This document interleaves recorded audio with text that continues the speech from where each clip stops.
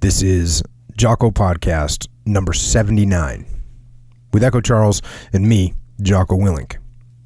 Good evening, Echo. Good evening. And it has been a little while since we were able to hammer out some Q&A questions from the interwebs. And so here we are, number 79. Let's answer some questions from the interwebs. What do you got? Cool. Go. First question, Jocko. Oh, wait, should we spend a bunch of time with a bunch of fluff and talking about nonsense, or should we get to the questions? Well, I say we get to the questions. What about 27 minutes worth of advertisements? Let's get to the questions. Rock and roll. I am a vascular surgeon training residents. How do you apply decentralized command when your team changes every 1 to 3 months? Yeah, solid question.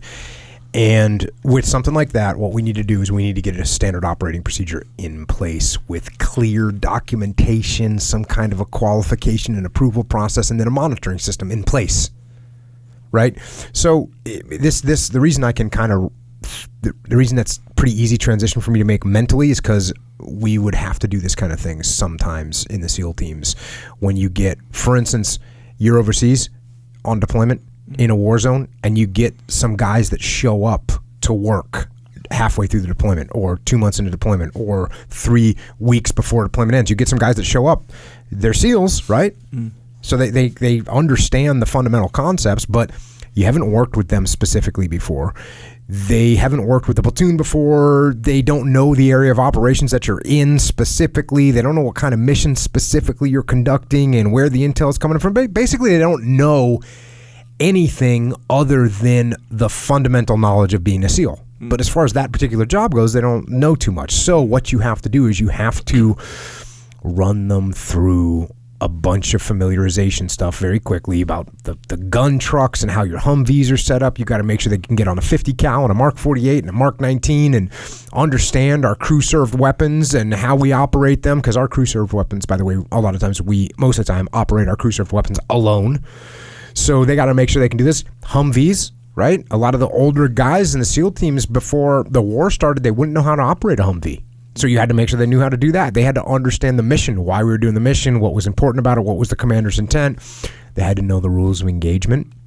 Because the military will take a guy that lands in country and they'll give him like a 30-minute brief to welcome to in country, and 30 seconds of it will be a rules of engagement brief, and they won't really understand it. So you got to make sure they understand that. You got to. When's the last time they did medical training? When's the last time they did that? Has it been like 12 years since they put on a tourniquet? Okay, not good. We got to get them familiarized on that. How they're going to stop the bleeding, the different IED threats that are out there, because the IED threats change all the time. What kind of trigger mechanisms are being used and what kind of identifying marks are for IED. So there's all this stuff. The list goes on. And so you have to develop some kind of a standard operating procedure. Hey, when a guy shows up, this is what we need to do with them. Boom, they need to go through this little checklist you put together. And then if the person's a leader, maybe you got to go and do a couple left seat, right seat rides with them. So does that make, do other people use that terminology, left seat, right seat? Not that I know. Okay, so if I was the platoon commander and you were coming in to take over for me, we would plan a mission together and I would be in charge of the mission. Yeah. So I'd be in the driver's seat. Oh, like a pilot, co-pilot. Yeah, and switch. you'd be in the next seat. You'd be watching, and you'd be in the passenger seat, and I would be running everything. And then maybe we do that a couple times, and you're just watching me. And then we switch seats. You get in the driver's seats, but I'm still there watching and telling you to move a little left and move a little right. And then eventually you got it, and then I'm going to leave, go home. Yeah. So maybe if the person's a leader, you got to do 2 or 3 or 4 ops or whatever to get them a good turnover. So now in all these situations, or if it's not a full-on turnover, because that you're going to walk away from, but if it's just you've got some other group, small entity or people that are coming in, you're not going to be able to give them that full 100% decentralized command, right? You're still going to have to keep a little bit more watch on them, because you're not going to build up the full level of trust in 1 to 3 months. That's just not possible. So there will be a little bit of limitations, but you can definitely move pretty far down the path. And one other thing that's going to help, like I said, document, and that's really smart to put together a document with very clear roles and responsibilities and expectation, and then not just give them the document and say, hey, read this later. No. You sit down and go over every single thing with them. So what you're trying to do is you're trying to condense this timeline of building trust into the shortest possible time. And one of the ways you do that is by condensing everything into a simple, clear, concise format, written format, go through, talk it with them so they understand it and can do it very clearly. Like when I was in Task Unit Bruiser, I didn't lay anything like that out for the platoon commanders, for Leif and the Delta platoon commander. I didn't say, here's the roles and I did that over a long period of time, over a year workup. Now within a few months, they kind of knew what the deal was. But if that would have been my normal job and I would have been getting a new platoon commanders every 3 months, every time they came in, I'll be like, all right, you're the new platoon commanders. This is what a platoon commander does. This is the roles and responsibilities. This is the expectations that I have for you. This is when you call me. This is when you make a decision on your own. Lay all that stuff perfectly clear. And that way I could more quickly develop a sense of decentralized command. Now, again, it's not going to be full decentralized command. You're not going to be able to just let somebody run with it. They've only been with you for 3 months, and I don't know what the timeline is for a vascular surgeon to get total trust in their subordinate vascular surgeons or their subordinate team members. But I'm sure it takes longer than 1 to 3 months. So how much can you condense the timeline? What can you do to condense it? Once you get it condensed as much as you can, you're still going to have to do a little bit more monitoring than you would normally do. But it is still going to be beneficial. It's going to be beneficial for them, and it will be beneficial for you to operate as much as you can in the decentralized methodology.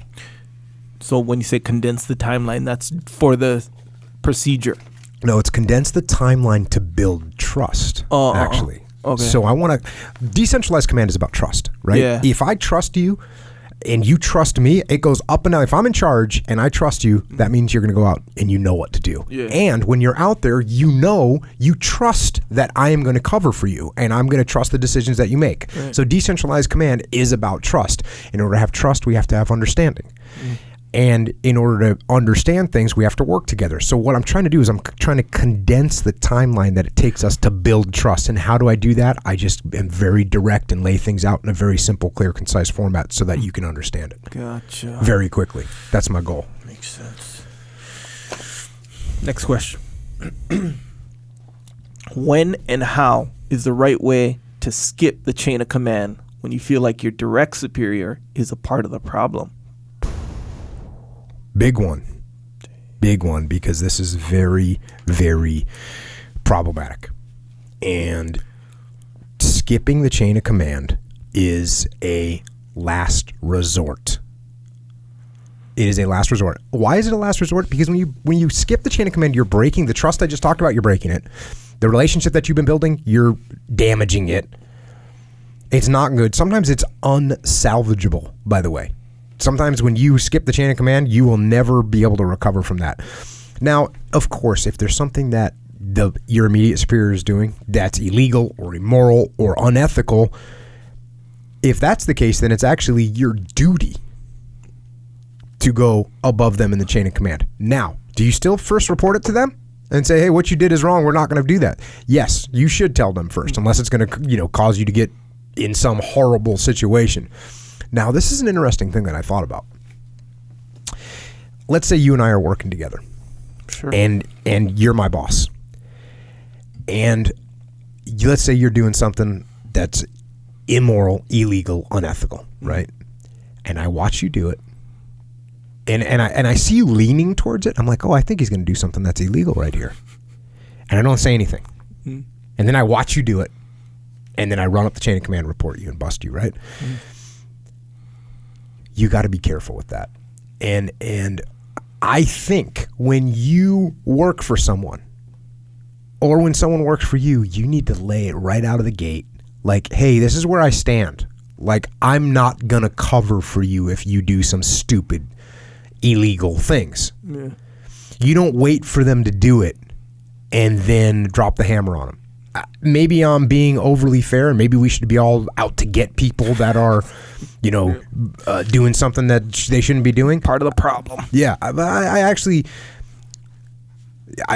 believe, that's my belief, is when I meet you and I say, hey, Echo, what's going on? And you make a little crack, you make a little joke, you say, well, it's not like the it's not like the customers can really see that money. You know, let's say you're going to skim money from somebody, right? Yeah, that. And you go, and you make a little joke like that. Mm-hmm. You know, and what you're doing is testing the waters with me, right? You're testing my ethical morals. I'd be like, yeah, there's no way they would ever know. And besides, we pretty much work for it anyways, right? You're going to see if you're going to get that reaction. Yeah.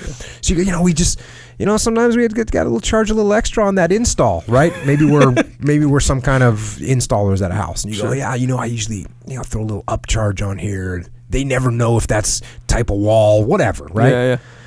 You throw that test at me. It's my duty. If I'm the type of person that's going to report you for skimming money from the customers, then I should tell you like, hey man, that's not cool. No, those customers, here's my view, is those customers that we're out there trying to do this install for, they had to work hard for that money, and I don't want to be taking it from them. Now you kind of know. Yeah. You better not be doing that in front of me. Yeah. As opposed to me smiling and going along with your joke, and then 3 months later, I report, I turn over a report to the boss man. Yeah. So I don't think that's very ethical either. Yeah, it's kind of like to mislead you. It's a little bit of a Yeah. backstab. Now, are there cases, of course, where somebody's doing something that's just outrageously unethical and you didn't know about it or something? Yeah. You pretty much know, though. You can tell when people are doing shady things. Yeah. So I think that is something. Okay. So let me close this thought, or at least make a point of this thought. My point of this thought is it's the same thing that happens a lot where people don't like to have hard conversations. Yeah. So it's an easy conversation when you say, those customers never know where their money goes, and it's only $12 a thing, and it's no big deal. The easiest thing for me to do is to smile and say, yeah. Right? That's the easy, and that's not that big of a deal, right? It gets so much harder. The further we go down that road, it gets harder and harder and harder, because then you start saying, hey, it's only, we've been skimming like $12. Guess what? They never noticed this other charge either, and I can get them for $62.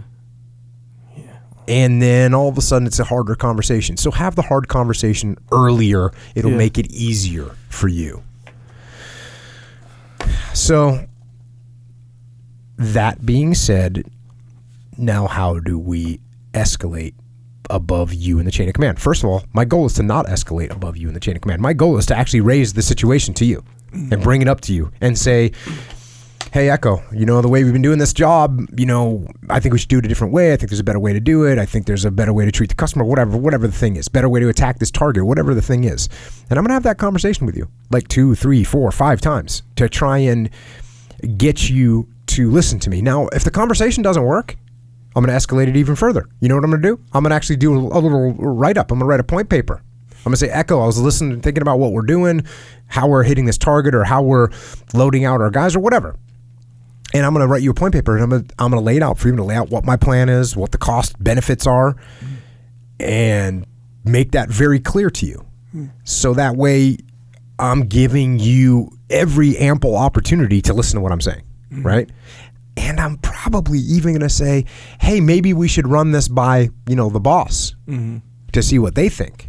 Yeah. Because if you just keep disagreeing with me, and I say, you mind if I bring this to the boss and see what he thinks? Yeah. Now, what are you going to say to that? Most immediates are not going to be happy, but I'm giving you a heads up, right? Yeah. Because I'm just trying to play open. And it kind of make them reflect too, where it's like, hey, I'm gonna, bring somebody there. What are they gonna say? No, don't bring that to the boss. It's kind of like, it makes it real overt that they're not doing correct. Yeah. So yeah, you say, and you might get a boss that goes, yeah, bring it to him. He's gonna say the same thing I'm telling you, and then you go, well, maybe I'm wrong. Maybe I'm wrong about this procedure, or maybe I'm wrong about how we're gonna attack this target. But it is. And also, this is a hard conversation to have. It's a hard conversation to say to someone, man, can we just bring this to the boss? And again, I'm not saying you say, hey, I'm going to bring this to the boss. Right, you say, hey, would you mind if I got his opinion? Yeah. Would you mind if I see what she said about this? And that way, we're not saying, I'm going to the boss. I'm going above your head. You can't stop me. No, that's not what I'm talking about.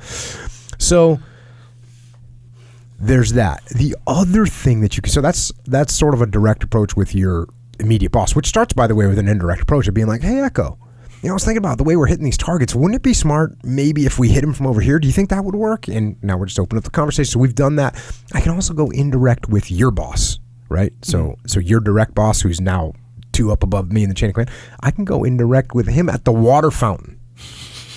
Sure. Right? Yep. Hey, oh yeah, thanks, boss. Yeah, everything's going great. Yeah, doing a great job. Yeah, I'm on Echo's team. Yeah, no, it's really good. It's good. It's a tough mission, but we're always exploring new ways to do it. We're looking at some other options. I was thinking of another way to hit those targets too, kind of like coming in from this direction. Oh, that's all I did was just plant a little seed. Sure. Have that conversation come up, and that's what I'm gonna do. Plant the little seeds and try and get them to maybe say, oh, that sounds like a really good idea. What did Echo think of that? Actually, I haven't talked to Echo about it in full detail, but I will. Mm-hmm. Now I go back, hey man, the boss asked me about this, and he was mentioning, I mentioned this other way of doing it, and he thought it might be a good idea, and I just want to give you a heads up in case he says anything. I didn't really have a chance, whatever. So we're playing the game a little bit. That's good, right? We're maneuvering. That line, I just want to give you the heads up. I feel like that's like real good when someone says that. It is. However, it also gets, it's also a way of saying, hey, I ratted you out. I ratted you out. Depending on what it's followed with, it's like, hey, I just want to give you a heads up. The boss, asked me about this, and I didn't know how to respond, so I said this, and he might come and talk to you. So I just wanted to give you a heads up. Right. That's different than hey, just to give you a heads up, I talked to the boss earlier today. I told him what your deal is. Something like that. That's not going to go good for you. I can see that.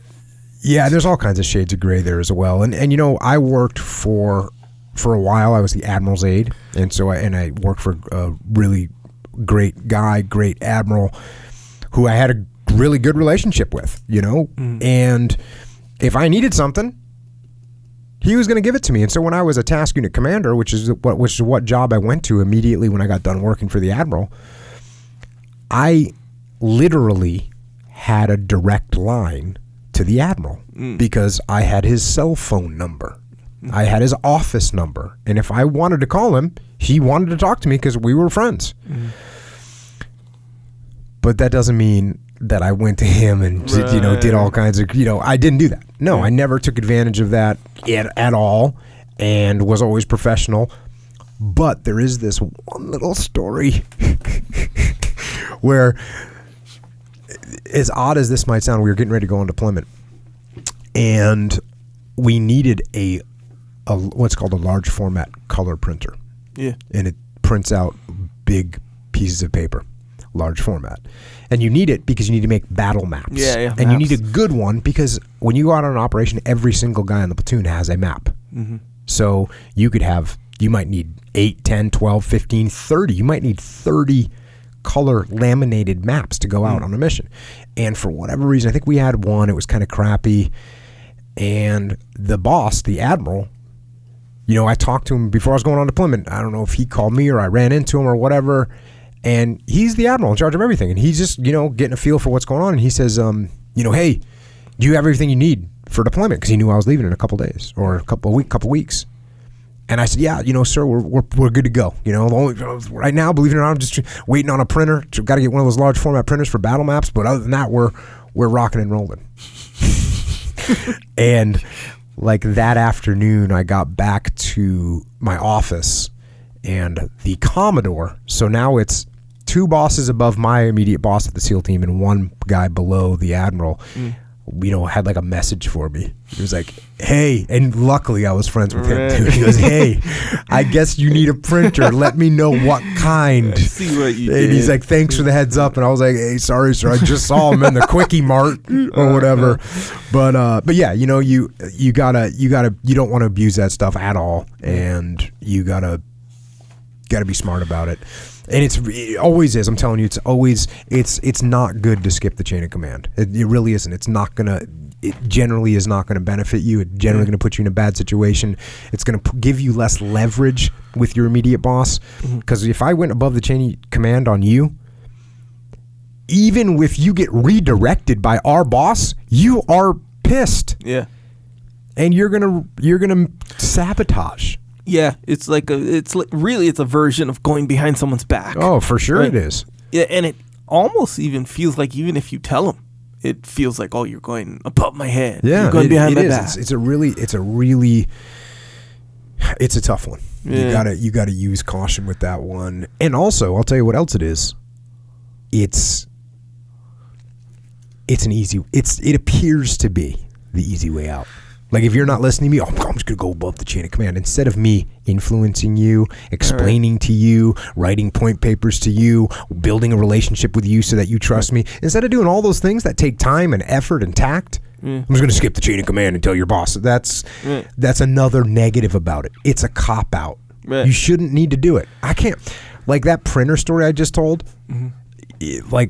other than that, me going above the chain of command, and that was almost a comical thing. Like I said, I was friends with the Commodore too, who always took great care of me and was laughing when he left the message. Like, oh, thanks for the heads up. He wasn't mad when he said that. He was, he was laughing because here I was getting ready to deploy to Iraq, and what I want is a printer. That's what we need, which can tell you how dialed in we were and how much great gear we had, because the only thing that was left that we needed was a printer. That's where I was at. I got everything we needed, but I needed a printer. So you went above his head, and I get it. For the printer. But you got to, other than that, it's really hard for me to think of other times in my naval career where I went above someone in the chain of command. It just didn't happen. I'm going to take the time to build a relationship with my immediate boss, and they're going to do what I want them to do. Yeah. They're going to give me what I want them to give me. They're going to support me the way I need to get supported. That's what I'm going to do. Yeah. That's leading up the chain of command. Skipping the chain of command isn't really leadership. Yeah. So try not to do it. Kind of like when you're a kid and you got to deal with your older brother or something, but instead of dealing with him, you go and tattle on him or something like that. Yeah. That's how you feel. Yeah, no, it's the same similar thing. Not that my little brother tattled on me ever in his life. Yeah. Interesting how and it seems like this is a common theme too, how you're like you want to try the most and the best you can to deal with it yourself, like the most. For sure. Like from the beginning. Own it. I mean, just like how you were saying how, like, if you got to fire someone, where you want to get to the point where... deal with it in the beginning, yes. Yeah, like you can't, like, just let them do the wrong thing and be like, yeah, that's cool. Let them do it for years and then be like, you know what, you're fired because of all these wrong things and you didn't even bring it up. And think about this, too. Like, on the unethical things, you might be... Again, I'm gonna walk a fine line here, but you might not recognize that what you're doing is unethical. You might be like, hey, Jocko, what I do is I always hit everyone with this little extra $12 charge, no big deal. No one ever notices it. And, we're working hard. And you might just, hey, man, it gives you food for your kids and you're working on a bunch of rich people's houses so they can afford $12. Mm-hmm. And it's not that big of a deal to you. And maybe somebody that you started working for did the same thing, and that's kind of just the standard operating procedure. Yeah. Whereas if I was like, man, you know what? That's not good. That's actually, it might not seem like a big deal, but you're taking money. That puts money on your table, feeds your kids. It's taking money off their table. Yeah. And whether they're rich or not, money's money. Yeah. I don't feel like we should be doing. You know what I mean? Mm-hmm. I might awaken you and get your ethics back on track, and you might be a good dude. Because just because someone was skimming some money doesn't mean they're a horrible person, right? It means that they went down the wrong path. Yeah. And just because someone goes down the wrong path doesn't mean they can come back. Doesn't mean they cannot come back to the right path. Man, if I was executed every time I did something that was stupid or bad or I shouldn't have done, I would have died 1,000 deaths by now, right? Yep. We grow up and we learn these things. We become better people, but we only become better people and we only learn these things if somebody teaches them to us. Yeah. Now we can learn the hard way, which is, all of a sudden someone looks at you and goes, wait, what's this charge for? $12. And then they pull up all your receipts for the last 5 years you've been working here. And then they realize you've stolen money from the company and stolen money from these customers and they're going to prosecute you. Yeah. Because stealing over X amount of dollars is a felony. You know what I mean? So then you learn your lesson. But that's not the lesson we want to learn. So having those tough conversations like you're talking about, having them up front, and whether it's, you're right, whether it's counseling somebody, whether it's dealing with, my boss who I want to tell, like, hey, I think there's a better way to do this. Any of those, the earlier you do them, the easier they are to have. And the longer you wait to do them, the harder they get. Yeah. So. Also, too, it's just an overall help.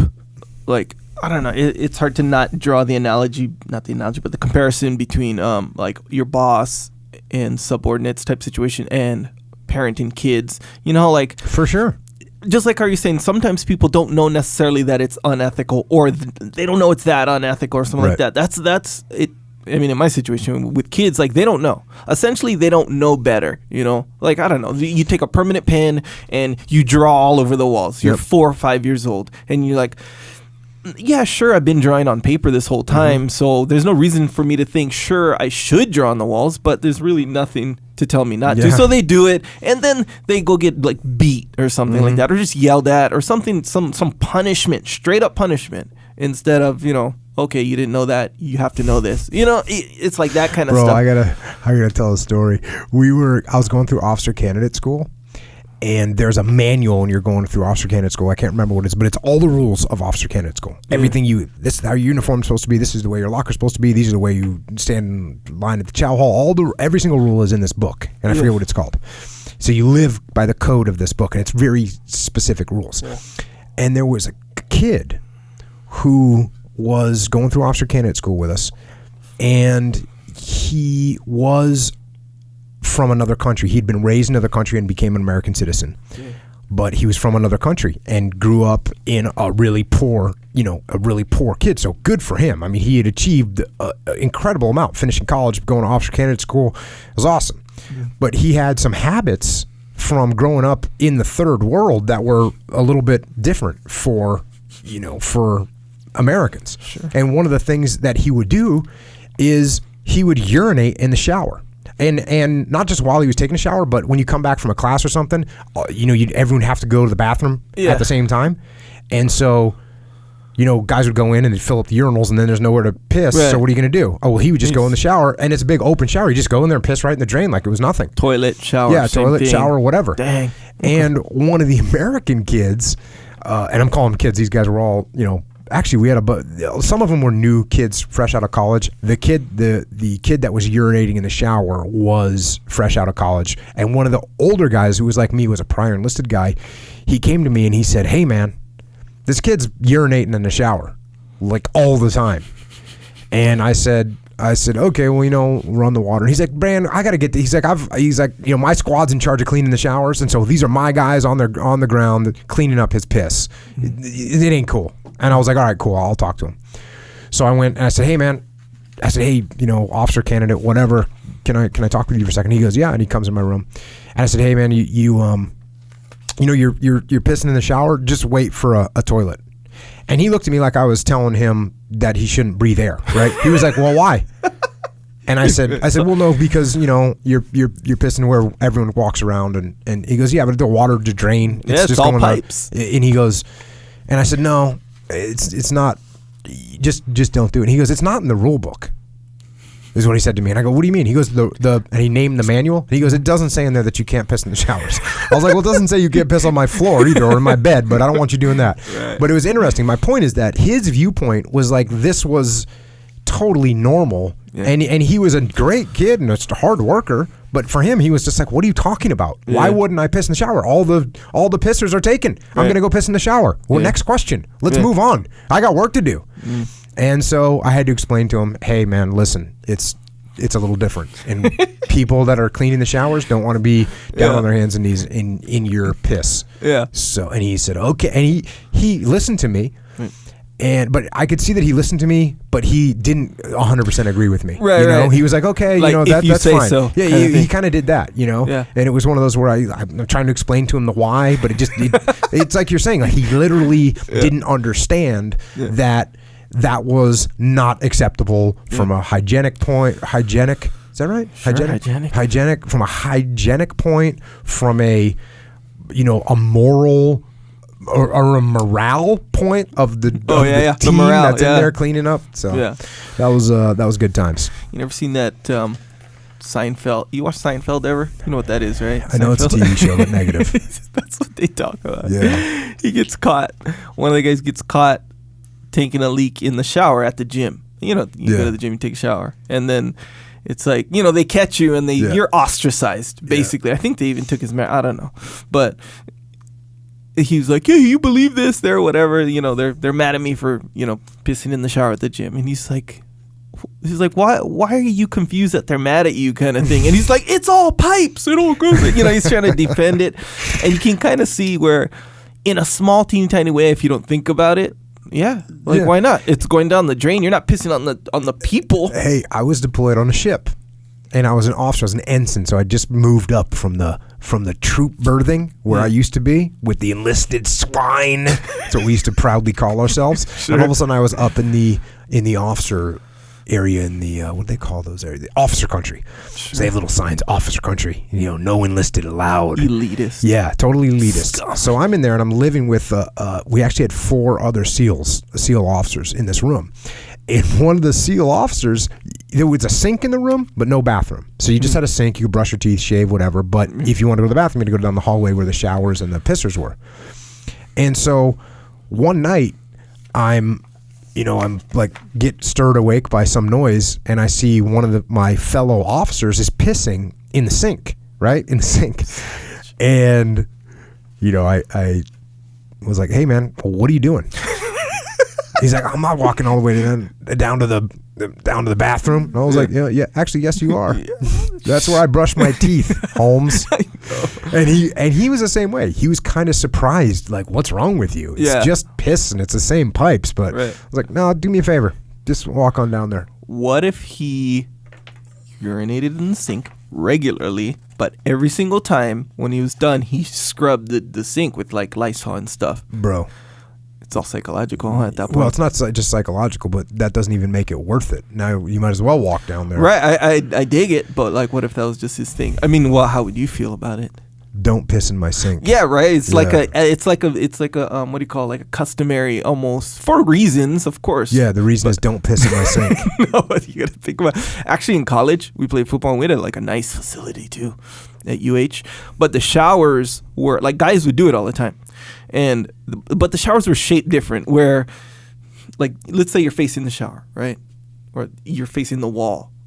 At the bottom of the wall was like a gutter, trench, like a trench, Mm-hmm. So it went down. So if you did, and one guy's would, it would go down. You weren't ever standing in it, Mm-hmm. So if you're standing in it, that's like obvious, But guys would do it. And when I first saw it, I was like, dang, you're just openly doing it. Like one of this guys, I actually mentioned his name before. I'm not gonna mention because it's pissing in the shower, but.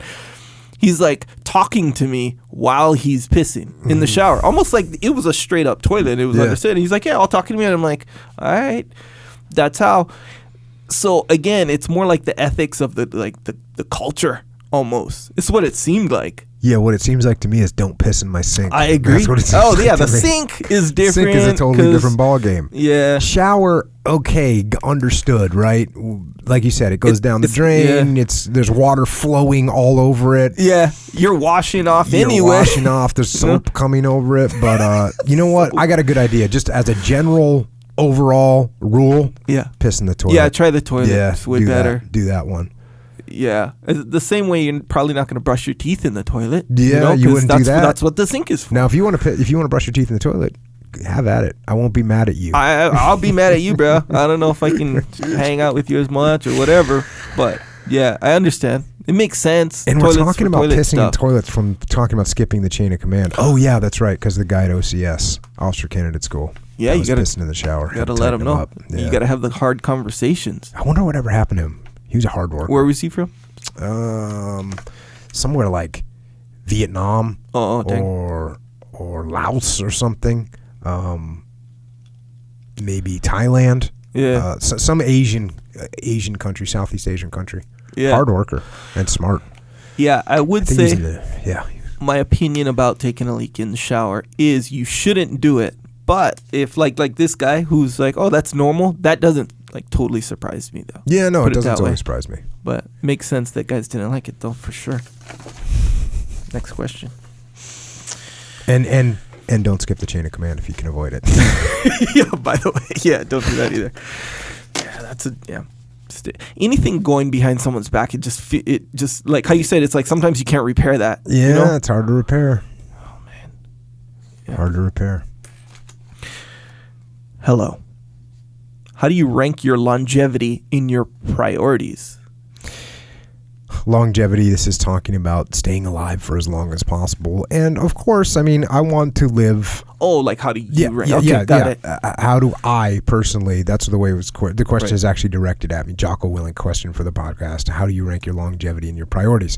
Longevity being how long you're going to live for. And for me, I mean, obviously longevity has some level of importance. I do want to live for a little while longer. But, and I think that generally my lifestyle and my focus on health and fitness in a broad way align with living for a little longer. So, working out and all that stuff is good, but there's also an extreme, and I don't know if you know this, I don't know how much you know about this or if you've ever read about it, but there's an extreme side of longevity, of trying, if your goal in life was to live as long as possible, there's an extreme version of that. Do you know about this? I don't know. How so? Well, one of the biggest things is you do calorie restriction. Massive calorie restriction. Yeah. You're talking like massive calorie restriction. And that's one of them. And believe it or not, you do extremely low levels of physical activity. Yeah. Right? You basically, if your goal was to live as long as possible, you would want to live basically in a bubble. Yeah. And do nothing. Yeah. But eat very little and just lay there. Yeah. No jiu-jitsu. No surfing, no lifting heavy weights, none of that stuff. Now, when you're in that mode of longevity, pure longevity, you are not prepared for anything in the actual world, right? Yeah. Because your heart can only beat so many times, and if the less you use it, the longer it's going to be lasting. Mm-hmm.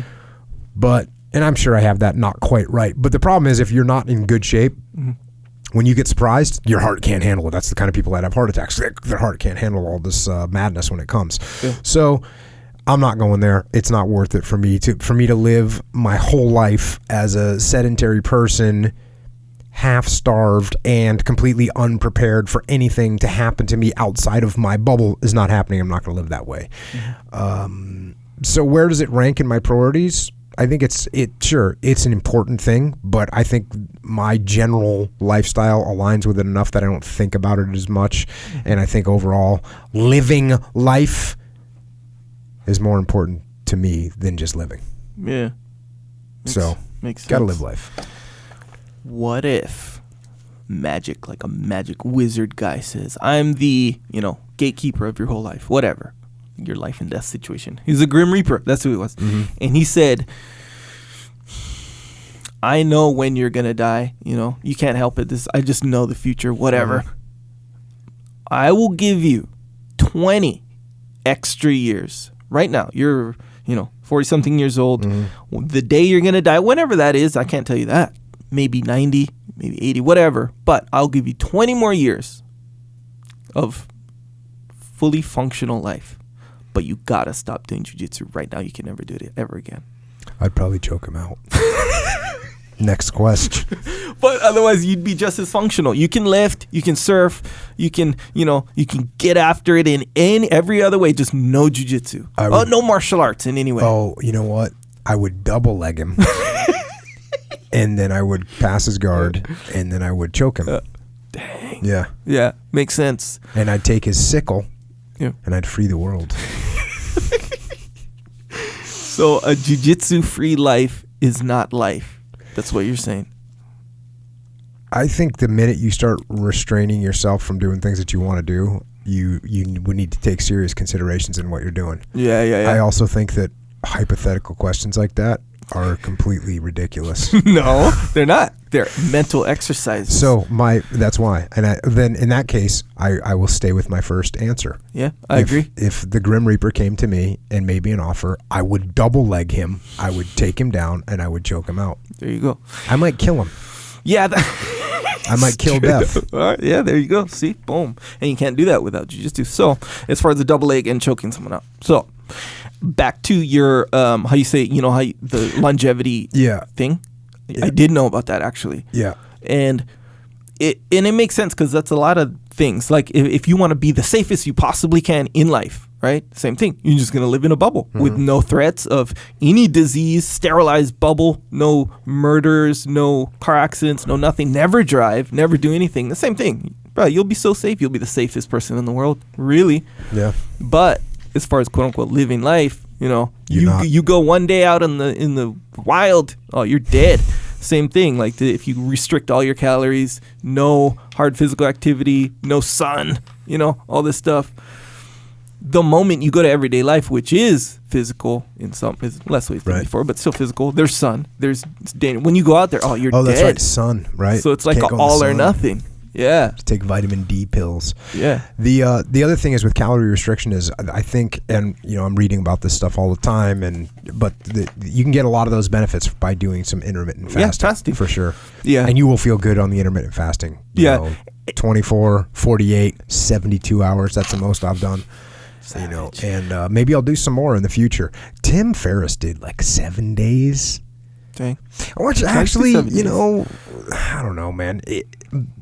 Yeah, but that almost goes into a whole. Honestly, when I did 72 hours, the last time I did it, same thing. Yeah. I've done it a couple times now. Every time I feel fine. Yeah, I don't feel any of this stuff that people talk about. Yeah, well, yeah. So, this is almost. Even did I feel hungry for a little while? Yeah, but I wasn't like, oh God, right? I wasn't gonna die. No. Yeah, you were. No. But you're talking about a whole different thing but now. You know what? People are going to say, people are going to ask on the interwebs to talk more about intermittent fasting. Yeah. No, don't ask me. There's like actual research out there. Yeah. Go and Google it, look up intermittent fasting and read about it. Don't ask me. I'm the wrong person to ask. Yeah. Ask smart people. Yeah. And again, the intermittent fast, like if you're talking about I just preempted 10,000 questions on Twitter because it's true. Don't ask me. Google it and look at these really good research paper. There's all kinds of stuff coming out about it right now. Now, what's weird about the internet and science in general is there's one article that says it's great. You can find 2 more articles that say it's horrible, and you can find 3 more articles. So you can always counter everything. Yeah, I mean, although not to split hairs, but that's not necessarily about science in general. It's more about a specific person's viewpoint based on what they've for sure arrived at for sure. And especially with diet and health, it's so ambiguous and so adaptable and stuff like that. So, but if you're talking about fasting, that's you're talking about something different. Like people fast for a specific reason, or even a kind of a general reason, but it's like fasting alone isn't going to make you achieve whatever it is you're doing. It's a complete, just like lifting. Like with lifting, you need nutrition, you need rest, you need all this stuff for a specific results. And then there's all kinds of different lifting, so you can't just be like, oh yeah, I want bigger muscles, so I'm just going to lift. That's it. No nutrition, I'm not going to eat at all. Or no rest, I'm not going to rest at all. So the point there is when you go trying to live as long as you possibly can, it's like you have to, like, that has to be the objective, just to live. Everything else is out the window. So I agree with you. I don't think that that's living necessarily. I don't think there's too many people that are just on the full-on longevity gig. Yeah, but there are some. Yeah, I know one. I'm not going to mention his name. Jack, I guess it'd be your little secret. Next question. Similar question. Yeah. Jocko. Prioritize and execute. Is it wrong to sacrifice health in short term to accomplish work objectives? And how would you make up the time lost? So, yeah, absolutely. Sometimes you have to sacrifice workouts for health for work objectives. There's no doubt. That's life. Yeah. And work, in many respects, is life. And that's kind of another topic.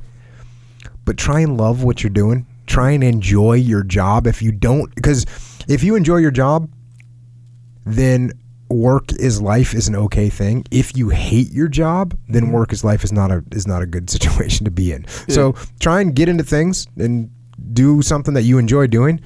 And if you don't enjoy it, find some kind of an exit strategy. But that's another topic. Going back to this topic, is it okay or is it wrong to sacrifice your health in the short term to accomplish long-term work objectives? And yeah, even in the SEAL teams, we did that all kinds of times, a lot, whether it was in training or for a mission where our priority or our mission or our training takes priority over workouts and over eating healthy and over everything. So there's times where you're just 100% focused on some kind of mission, and that's what you're gonna do, and that's okay. That's what we did in the SEAL teams, and that's what everyone does. And when you get done with that, how do you make up for lost time? You do some hard workouts, and maybe you go eat super clean, or you fast for a little while, or whatever it is that gets you back on track. You just get yourself back on track. What you have to watch out for is a pattern, a long-term pattern, where work takes precedent over health for multiple weeks, right? Multiple weeks and months, right? If you're talking about months, we're in a bad situation. Yeah. Like if you go a week, 2 weeks where you just were crazy and work was crazy, and you know your health went down a couple notches on the priority, and a couple of weeks goes by and you go, I'm glad I got through that, and the hard season's over, or the whatever, right. People in the finance world and tax season, they're just busting their ass for 2, 3, 4 straight weeks. It's really hard. It's understandable. And retail people around Christmas time, everyone's got their little cyclical things. Real estate people in the springtime and the summer starts rolling around their work. There's cyclical things, and that's cool. You work hard for 2-3 weeks where you just have to get after it. But when that starts turning into months and multiple weeks and then months and then secular months of your health is taking the back seat, we have an issue. Now, that being said, there are not too many jobs that consume 23.5 hours a day of your time. There are just not that many jobs that do that. Now, what you might be facing here is you might be blaming your job for you being lazy. That can be happening. That's a strong possibility, actually. Because you can make time for a 20-minute workout, right? 20-minute workout. Yeah. Right? 20-minute workout like that. If you get 20 minutes, you get in there, shake it out a little bit, and you do, a couple hundred burpees, go as hard as you can. You just got to work out. That took you 10, 15, 20 minutes, right? Well, yeah, longer than that for me, but yeah. Right. You see what I'm saying, though? I do, yes, fully. You do, and then if you can do that, if you do 10 sprints, right? Doesn't take you much time. You do go and knock out 3, 4, 5 sets of pull-ups. Go knock out a couple hundred pull-ups. How long does that take? It doesn't take that long, right? Take you 15 minutes. You're done. So then maybe at night you just roll up there, you grab your kettlebell and you knock out some swings. It takes you 7 minutes. Yep. We're not talking about a bunch of time. So are we being lazy because we're not carving out 15, 20 minutes, half an hour? A lot of people ask me about what the workouts I do when I'm on the road. A lot of times when I'm on the road, I fly into a city, I get there 11 o'clock at night. The next day I'm working with a company at 8 o'clock in the morning. And so my schedule's tight. Why am I in the hotel room? The hotel room gym sucks for one thing. And I'm going to bang something out quickly. It's not going to be an hour workout. No, it's going to be like 20 minutes sometimes. Now, sometimes if I have a little extra time, maybe I'm not meeting with the company until lunch. Yeah. Cool, I'm going to have a nice long workout, of course. Yeah. But if I'm due to meet with the CEO for breakfast at 7 o'clock, it's going to be a quick, hardcore 12-minute workout. Yeah. And that's cool. So you got to carve that out. And so make sure that it's the job that's doing this to you and not you that's doing this to you. Yeah. So if it is your job, truly your job is the thing that's making you unhealthy, then you got to fix it. Now, what you have going for you is that companies want you to be healthy, right? Companies understand the benefit of having healthy employees, not just from a productivity standpoint, but from like an insurance viewpoint. If we got we've got health coverage for our employees, and all of our employees are sick and lame and lazy, and we're having to pay their medical bills, and they can't work, it's problematic. So what you do is you step up and you say, hey, you know what? We don't have a health and wellness program. I want to run it. We need a little gym. Oh, it's going to cost money? Yes, it's going to cost money, but I'm going to save you money in productivity. I'm going to save you money in insurance. I'm going to write a point paper on that. I'm going to win that one all day long. We're going to put a gym in the lounge, and we're going to put some mats in the donut room. You know what I'm saying? So we're going to do it. Well, I think LinkedIn has a jiu-jitsu room. You mean LinkedIn, the company, like the headquarters? I think I saw a picture of they have a jiu-jitsu room. Good idea. Yeah, you wouldn't even have to pay me to work there. I'd be like, oh, you got jiu-jitsu room, boy. Free membership. Yeah. So go. Step up. Your company, I can about guarantee your company wants you to be healthy. So step up, maybe take a leadership role in forming the health and wellness program for your company. Get it. Funny, my brother's company, Frag Mob. Mm-hmm. They don't have mats in obviously in the office, but yet, yeah. But we are working on that. It's funny though. He'll do this. He'll encourage people to go to jiu-jitsu. To the point where they have rash guards even. Yeah, we have a pretty good representation from Frag Mob at the gym. Yeah. What I call everyone from Frag Mob that trains? You know what I nickname them? What? All of them? Frag Mob. Everyone from Frag Mob, that's what I call them. That's their actual name. You Frag Mob. It's not gym anymore. No, it's Frag Mob. No, your name is Frag Mob. Yeah. So, but that's good because it becomes this culture that kind of catches on, where, and this is just jiu-jitsu. It can be kind of anything, CrossFit or even spin, I don't know, whatever. But jiu-jitsu is kind of good because it's one of those ones that you can kind of come and talk about it and, hey, I choked you out or you choked me out kind of thing. You can choke your boss if he's there. It's like that kind of stuff. It's real fun. Choke your boss. And they even have like I said, rash guards. The rash guards, like if you work for Frag Mob, it'll say staff on the back. It'll have they do like AI and development stuff like that. So the staff one will be what does it have on the sleeves? Like digital circuitry. Yeah. And then the other one will say security. That's like friends of the friends of the family. But isn't there a difference whatever. Also between the hardware and the software rash guards? Right. That's what I mean. That's exactly what it is. One. So the guys who actually work for Frag Mob have the software rash guards that has like circuitry on the design, and then the hardware. Oh no! Sorry, the software is the little zeros and ones, code, like Matrix. The code. Yes, exactly. And the security guys who work. Anyway, nonetheless, that's like a good look because that's not really an official program in Frag Mob or in a company. It's kind of the influential element of the culture, where it's like, and my brother he pushed that, not. Kind of overtly, I guess, but it wasn't like you guys have to do this. No. It's kind of like, hey, you should come down. I'll give you a rash guard. And okay, cool. And guys, and it was funny. There's a bunch of Frag Mob people in there just going.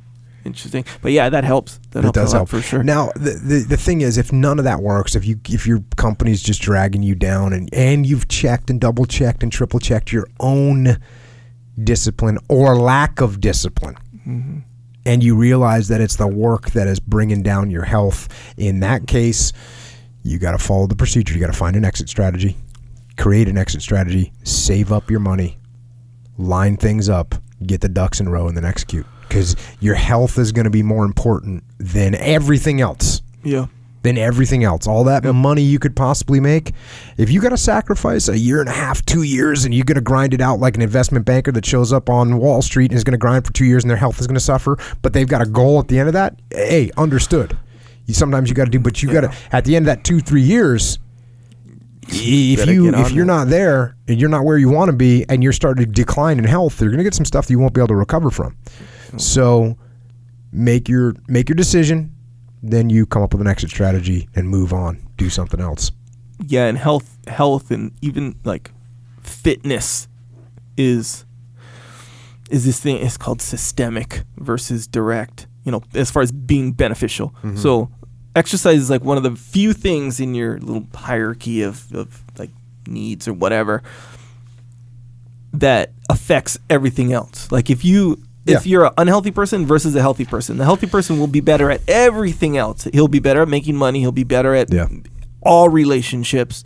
He'll be better, obviously, health-wise in and of itself. I mean, obviously, if you've got some guy that's brilliant and really out of shape versus a guy that's an idiot who's in great shape, right, the brilliant person's probably going to make more money and do better in the long run. I mean, we're talking, you have to put them on a level in the intellectual playing field. Yeah, you're talking about the same person. Then for sure, the healthier person was going to win. But and compare that to the direct thing. Like, well, people be like, hey, making money is important, so it's more important than health. But here's the thing: making money doesn't improve your health. Making money doesn't necessarily improve friendship or romantic relationships necessarily. In fact, a lot of times it damages them. A lot of the times, health doesn't damage anything; it improves everything.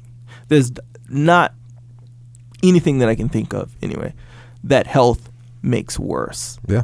Or being more fit makes worse. Get healthy, stay healthy. Yeah. Stay on the program. You know what? And it's one of those things too, man. Those like working out. When you're on the road, that's a big one, right? It's hard to like get a solid workout on the road because you're busy or whatever. But this is gonna sound crazy, but when you think about it, it's not crazy, but sound kind of unrealistic. Where so this is what I've been doing recently when we went to New York for the muster and like all these other stuff. Before I go, I'll research jiu-jitsu gyms and fitness gyms where I can work out, because like you said, the hotel gym is like if you don't have anything else and but you still have time, okay, good. But I research where are the gyms and prepare like, okay, how long is it going to take me to get there, work out, get back, all this stuff, and then you fit it in your schedule. And here's the thing, if you don't want to fit it in your schedule, then don't work out. Then health is not for you then. But if you're like, oh, you're asking, this kind of question where, is it wrong to sacrifice health and all this stuff? That means you're concerned about health. Then be concerned about health. You can fit it in. Yeah. Be surprised what you can fit in. Just like you don't have to get that good of a workout, but you're fitting it in. But here's the thing. You can fit in a good workout. You just got to make room for that. You got to plan for that. It's a psychological win, too. Like, if I'm going to speak somewhere, at a minimum, I'll do a couple hundred burpees before I go, when I wake up, because that just gets the blood flowing. You're ready to rock and roll. Yeah. Bro, at the muster, there was no break in the program. I went to 24-hour fitness. I rolled a hard one at Henzo's, and then we rolled at the muster, which wasn't hard necessarily, but there was a lot of rolls in there. Yeah. And so, man, there was no break in the program. But the point is, because I knew I made time. Exactly right. It was important. And I don't want to say it's important like it's the number one priority. I'm saying it's part of the whole what I'm doing. If it's not part of what you're doing, then don't be healthy. Then don't make it part of what you're doing. I vote against you on that one. I say make time, be healthy. Yeah, I think so too. That's my opinion. But I'm saying, people, I know exactly what you're saying. People you're saying be like, I don't have time. Yeah. My job is so whatever. Hey, if you straight up don't have time, then you don't have time. Health is not for you. You chose everything else over health, and that's up to you. I'm going to go ahead and go out on a limb here that most people, you can make time. That's the point. Yeah. That's my whole point. Wake up a half hour earlier. Yeah, because you know when you really don't have time. Yeah. Like one time, I don't know, 2 or 3 months ago, we came in and we skipped jiu-jitsu to record the podcast. Right. And I was like, man, we skipped jiu-jitsu to record the podcast. We had no choice. Right. It was like, if we didn't do that, we weren't going to get it done. I think I had a flight in the afternoon. Right. And we just had to do it. Yeah. And so, occasionally those things happen. Yeah, so consider that, right? So it's either skip jiu-jitsu one day and get the podcast out, or don't. We could have chosen train jiu-jitsu, don't do the podcast. But at that point, given all the circumstances, the podcast at one day and skipping jiu-jitsu at one day is more important for that one day, because it's not like we're giving up jiu-jitsu completely for this, but it's not that. We were actually holding the line with the podcast. Exactly right. And that was important that day because we were kind of faced with that thing. What do you give up? So that's the question. What do you give up? Do you give up watching, a movie in room service? Do you give that up? Well, give that up. Yes, give that up. Like I said, hey, if you don't have time, it's weird. When I go to hotels, I don't even turn on the TV. Yeah, man, I don't even turn on the TV because I don't have TV at home. And so, I don't know, a year or two ago, I went to some hotel and I turned on the TV. And next thing I know, an hour and a half went by and I was watching some movie from 1986 going, you've got to be kidding me. Turn it off. And you know what I always do? I hang my chalk bag on the TV. That's my standard operating procedure. I hang my chalk because how they're all the thin TVs now. When you travel? When I travel. So you bring your chalk bag? Yes, I bring a chalk bag. I bring sweatbands for my wrists because I sweat. Mm-hmm. I bring a chalk bag. I bring my little notebook. I bring a mobility wad ball to do some mobility work, and I bring some 1-inch tubular nylon that I used to stretch. Oh, dang, that's what I bring. So you're good to go regardless. Occasionally, like when we went to the muster, I brought rings with me. Yeah, I saw that. That was good. Because I knew I was going to be on a tight timeline. I knew I was going to have to, get some workouts done. Yes. And I traveled a little bit heavier. Yeah. Because I normally travel really light, but I had an extra bag, so then rings. Hey, man. No factor. You were there for a while, too. Yeah. A couple weeks. Yeah, I was in Austria and then came back to New York and then from New York to Texas. So it was a road trip. Yeah. Dang, see, and you made it happen, and you're busier than the normal person, in my opinion. Kind of busy. But again, man, I think you know how that old saying, I don't know, you might have said, might have been Henry, I don't know where I saw it, but it's like, there is no free time or spare time or, work, that there's just time. It's one of those deals. Just lifetime. That is Rollins. That's a Rollins quote, yeah. So it's like time. So there's no spare time, there's no free time, there's just lifetime. Just time, yeah. So you better just get on it. So unless you're like Peter Attia, remember when he was talking about what Peter Attia was talking about, like, there is no time. You're just working the whole time. Like, you can't even sleep. When he was at med school. Yeah. So if you're in that situation, then that makes sense. Like, you're not going to be like, no hey, I'm not doing this part of my medical program. When you're you can't pulling do that. over the side of the road to a park to fall asleep for an hour because you haven't slept in 9 days. So there are exceptions for sure. But again, like if you're doing room service, or you're watching the game, or you're stopping at the bar, or doing anything, I'm not even saying necessarily destructive things. I'm just saying things that aren't conducive to your quote unquote work, that's keeping you so busy or whatever, that are essential. If you're doing these other things, then there's where you can make time. How can one ever have time if you don't take time? I like it. Next question. My wife and kids are quick to anger. Sometimes it's explosive, like a Moab, mother of all bombs. Other times it's a slow, grinding war of attrition. Being a student of your podcast, I've learned the worst strategy is to directly attack their fortified emotional position. Mm-hmm. Seems like this is a good opportunity to employ the flanking maneuver. How do I effectively flank their anger without appearing weak? Okay, first of all, flank yourself, because that appearing weak thing, that's pretty much in your head. Really, it is. It's legitimately in your head, and that's the first thing you need to do. That's your ego talking when you don't want to, when they hit you with something that they're angry at, the thing that's hitting back is ego. That's what's hitting back. So first thing you got to do is, okay, I'm going to check my ego right now, because I'm going to win the long war. In fact, you have to be careful when you stay calm when everyone else is angry. You have to actually be careful not to come across as aloof or, arrogant. Yeah. Like when people are getting mad, okay, for instance, if your wife is super mad about something and you show no emotions and you don't get mad at all, they get madder sometimes, right? Yeah. You don't even care about this, So, so you gotta give a little bit, I'm not saying it, a little bit of, hey, I get it, right? Mm. But then what you want to do is absorb. Oh, they want to get mad? Cool. Absorb. Take the screaming. Give the head nod of understanding in a only marginally emotional way that pretty much communicates that I understand you're mad and I'm listening and I hear you. Mm. I get it. And let them get it out of their system. Mm. Just let them get it out of their system. Then let them calm down. And then after you've given them the time to kind of calm down and settle down, and I mean, it's longer than you think. Mm. It's longer than you think. Let them, when you think they're calm, wait an extra 45 minutes, if not 2 hours, probably 2 hours, because they're not calm. To be safe, they just stop screaming, right? They're not calm. Right. So, and then what you do is you kind of take it on yourself. You're going to own it, right? And you say something like, hey, that thing that made you mad, I want to make sure it doesn't happen again. What can I do better to make sure that you don't get mad about that, right? Mm-hmm. You take ownership of that. What do I need to adjust? And what exactly is it that I did that frustrated you? What is it that frustrated you? What can I do to stop it? Maybe it wasn't me. Maybe you're mad at the printer.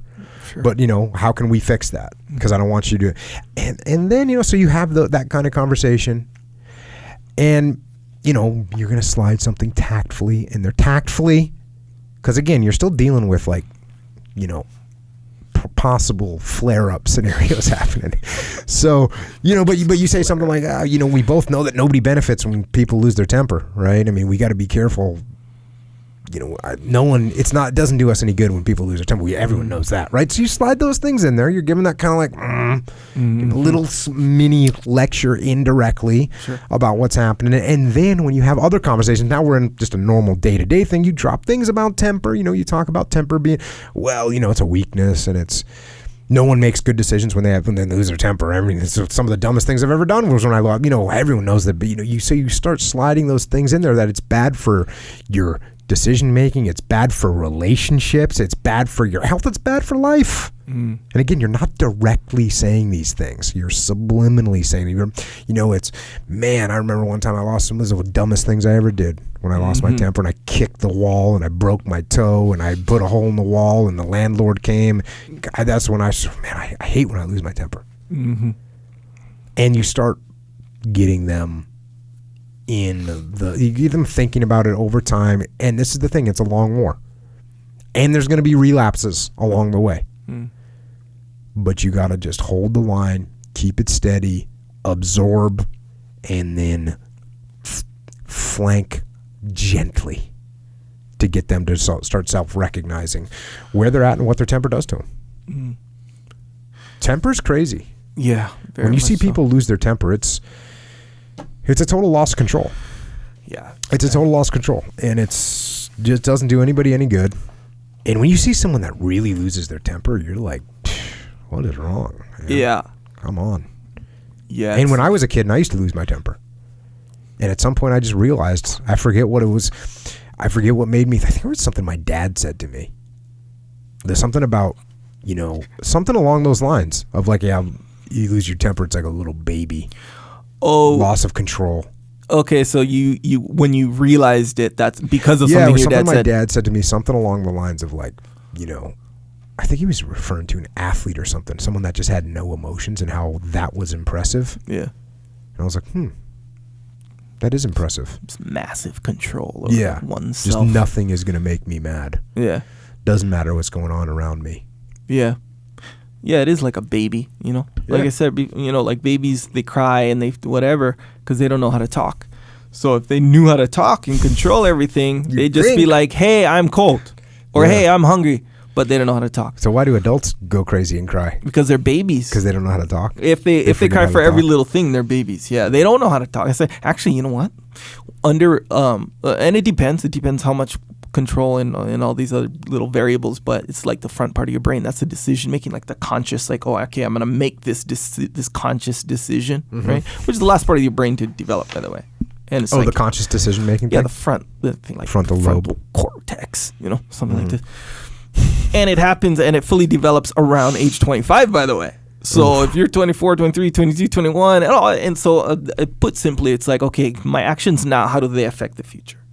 So in one way or another, it's going to be kind of surrounded on that little premise, small little premise. So otherwise, you're just going on straight auto mode. However you feel, that's going to influence. Not going to totally control, but that's the thing that's going to influence your behavior. So times of stress, your frontal cortex start to shut down a little bit. Hunger, shut down a little bit.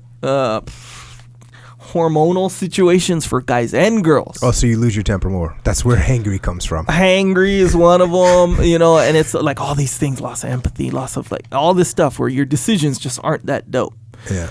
And so, and when I say hormonal, like that's why you get roid rage, because like guys, if they're on steroids, that's their hormones are up. Or girls PMSing, it's like a real, premenstrual syndrome is like real. Their hormones are all. So I remember one time my wife when she was pregnant, she started crying during an AT&T commercial. Like legit crying. It's on auto mode. I was like, oh my God, what's wrong with her? Man, some of those are kind of sad, man. They're just emotional. Nonetheless. So why were you crying during Hawaii Five-0? Oh, man.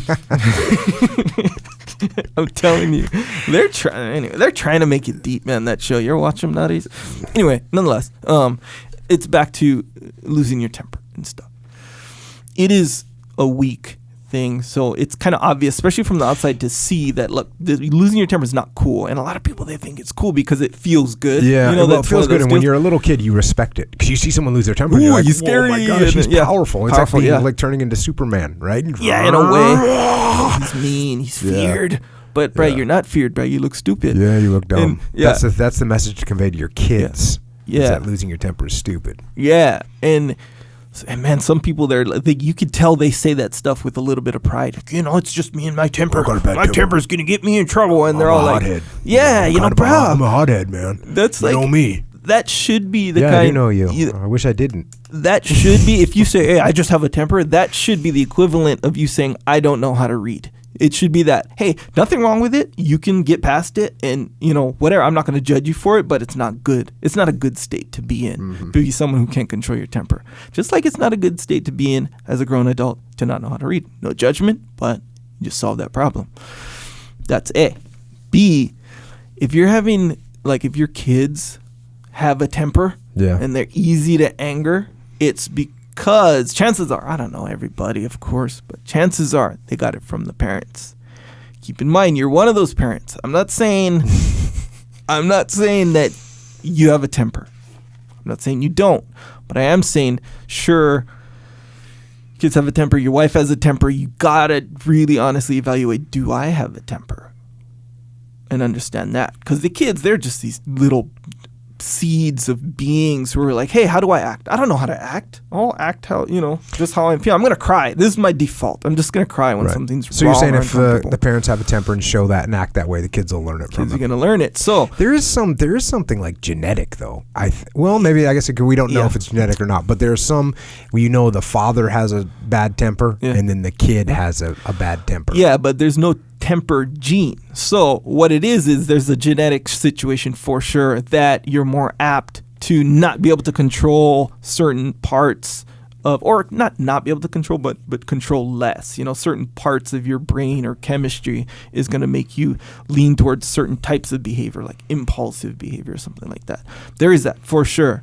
But again, man, when you're a kid, you're just looking for, how do I act? I don't know. I'm growing up. I don't even know how to act. So the first thing you're going to look at is the people, the authority figures in front of you, the parents. If the parents aren't there, who are they looking to? I don't know. The guy next door, the guy on TV, the guy up the street, the guy in the music video, whoever. I don't know. Whoever's doing better than me. That's it. So if you're the parent and you're losing your temper all the time, kid's going to lose their temper. That's what they're going to learn how to act. So point there is, if you lose your temper, or if your kids are losing your temper, you start with yourself. Because there's certain things that's real easy to see when someone else does it. Yeah, most things. But it's really, you simply don't see it. Well, it sounds like this guy here that asked this question, he's saying his wife loses his temper, and that could be where the kid is getting the modeling from, right? And he's saying he doesn't. Now, is there a chance that he does too? I guess so, but it sounds like he's pretty together and he's saying, look, I just need to get them to calm down. Right. So, yeah. In this situation, I'd say it's probably the wife who's losing her temper and then the kid is imitating or modeling, and then we have this scenario happening. Yeah. So what we need to do is explain to everyone in the family that it's not good. We're not losing our tempers anymore. And the reason I say it too is, again, I'm not saying he does lose his temper, but I am saying that it is a possibility that, because if, let's say, me and you are husband and wife, and you lose your temper. How about we're just bros? Yeah, but we're in a, Who's the wife? Okay, me and my wife. Okay. If she loses her temper, and I'm taking the direct approach, right? Yeah. Which I understand now. You're going to make her lose her temper more. No, I'm going to lose my temper back. I'm going to go fire. I'm going to fight fire with fire. You raise your voice, I'm going to raise my voice. The kid's over there in the corner. How do I act? Oh, that's how I act right there. That's a possibility. And kids will become antisocial. That's the thing. Goes on. It's one of the things, one of the many things. Antisocial. I told you about that book called Mind Games. Small little book. Forget the author. It, pretty clearly and concisely laid out if you have anger issues. What up with that? It's insecurities. Changed my whole life. Low self-esteem. Next question. Unless we want to go on. No. You sure? Next question. Okay. All right. Jocko Willink. Tactics to flank/shift a ferocious analyzer from paralysis to go. Meaning, someone who overthinks things and hesitates all the time. Planning. Well, there's a couple things here. If the person is above you or below you in the chain of command. So if they're below you in the chain of command, you explain to them, you say, look, we don't need perfection. We're not going to have 100% solution. We don't have 100% of the information. That's a good enough solution. We need to move forward. Let's execute. And you know what? If things go wrong, don't worry about it. I'll take responsibility for it. I'm not going to blame you, which is what you're going to do anyways as a good leader. So that's what you're going to do if they're below you in the chain of command. If they're above you in the chain of command, guess what? Same thing. You're going to say the same thing like, hey, boss, we don't need perfection here. Look, boss, we're not going to get all the information we need. We're not going to get a 100% solution. We got a 90% solution, and let's go for it. And if things do go wrong, you can blame me. I don't care. So boom, whether they're above you or below you in the chain of command, you might change your tact or your verbiage a little bit, but it's the same overall concept. You got to get them to understand that we don't need perfection. We need to move forward. And the other thing is you explain the cost of not moving, the cost of staying still, the cost of being reactive instead of proactive, and basically the cost of not being aggressive, because that's what we're talking about is a lack of aggression. And so what does that look like? Well, you explain to them that the longer we sit, the better position the enemy gets into. The longer we wait, the less we know about what is actually happening. Think about that one. The more you sit here and you're planning, the less we know what's going on out there. The things are happening. They're changing. They're evolving. The enemy is maneuvering. There's developments on the battlefield or in the marketplace, and you don't even know because you're sitting in the planning space. The longer we wait, the less time we have to recover if something does go wrong. So if we sit here and plan for 47 days, and on the 48th day we step out and we start to execute and something goes wrong, well, we're not going to make the 50-day mark because we spent all that time planning. So the longer that you're sitting around, the less time you have to recover and adapt and adjust. And the longer that you wait while you're doing planning, the less relevant your plan actually becomes. So that's what you need to make people understand. And then there's people that are just habitual and chronic ferocious analyzers, and those are the people you got to watch, but you got to continually just get through their head that the more we sit, the more the enemy maneuvers. And if we let them maneuver on us anymore, we're going to get killed. That's it. Pretty easy. Well, it's not easy. It's a simple concept. It's hard to get people out of their own heads. Just like everything else, it's hard for the ferocious analyzer to recognize themselves as that. They think they're doing a good job. They think they're actually being thorough, and you're a wild man. You're a cowboy. Are you crazy? No, I'm not crazy. I remember one time my first deployment to Iraq, they said, hey, John, this is after I'd been there for a while, and for some reason, they wanted to know the minimum requirements for us to go out on an operation. And I said, I just need a vicinity of the target and of radio frequency to talk to the local conventional units there. And they were like, well, don't you need air support? Don't you need this? And I was like, all these other things. I was like, no, we'll figure it out. Just send us. We'll go.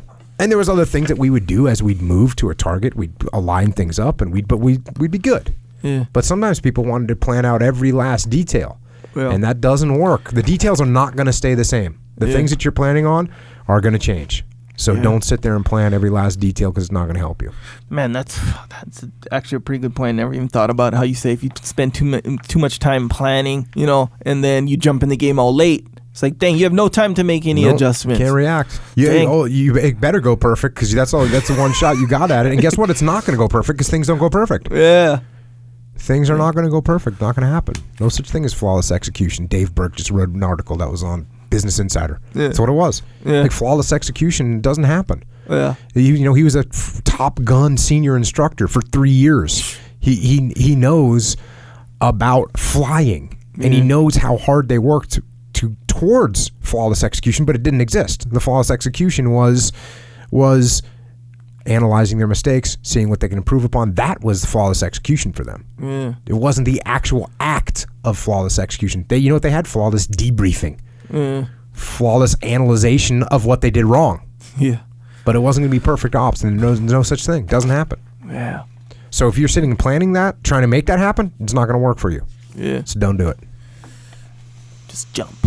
Just go. Next question. Jocko got a question. He actually wrote that. Yeah, he did. He's fully in the game. Got a question. How would you deal with a team member who tries to take all the responsibility but cannot do as good a job as others? I don't know if it's sincere helpfulness or a desire of power or desire for power. Ooh, See, there's a little twist on that one. You Yeah. hear that little twist? That puts a lot on that question right there. And so you got a guy that's trying to take all this responsibility for everything, not really as good as he should be to be in that position, but trying to take responsibility. And yet the person that's got the question, he doesn't know if it's sincere trying to just help out the team or a desire for power. So is it helpfulness or is it their quest for power? Where are they coming from? How do we figure that out? Well, for one thing, if someone is truly trying to help the team, they will have an open mind to support and suggestion and help from other people. They'll be open to that because they're just trying to do the best for the team. If they're trying to take or maintain power, which, as we know, is driven by ego, they don't want help and they don't want suggestions from people either. They're just going to do it my way. I got this. No, it's mine. So that's the difference. So there's going to be two different ways that I'm going to handle this situation. So for a person that's actually trying to help and trying to do a good job, I'm going to bolster them up. I love it.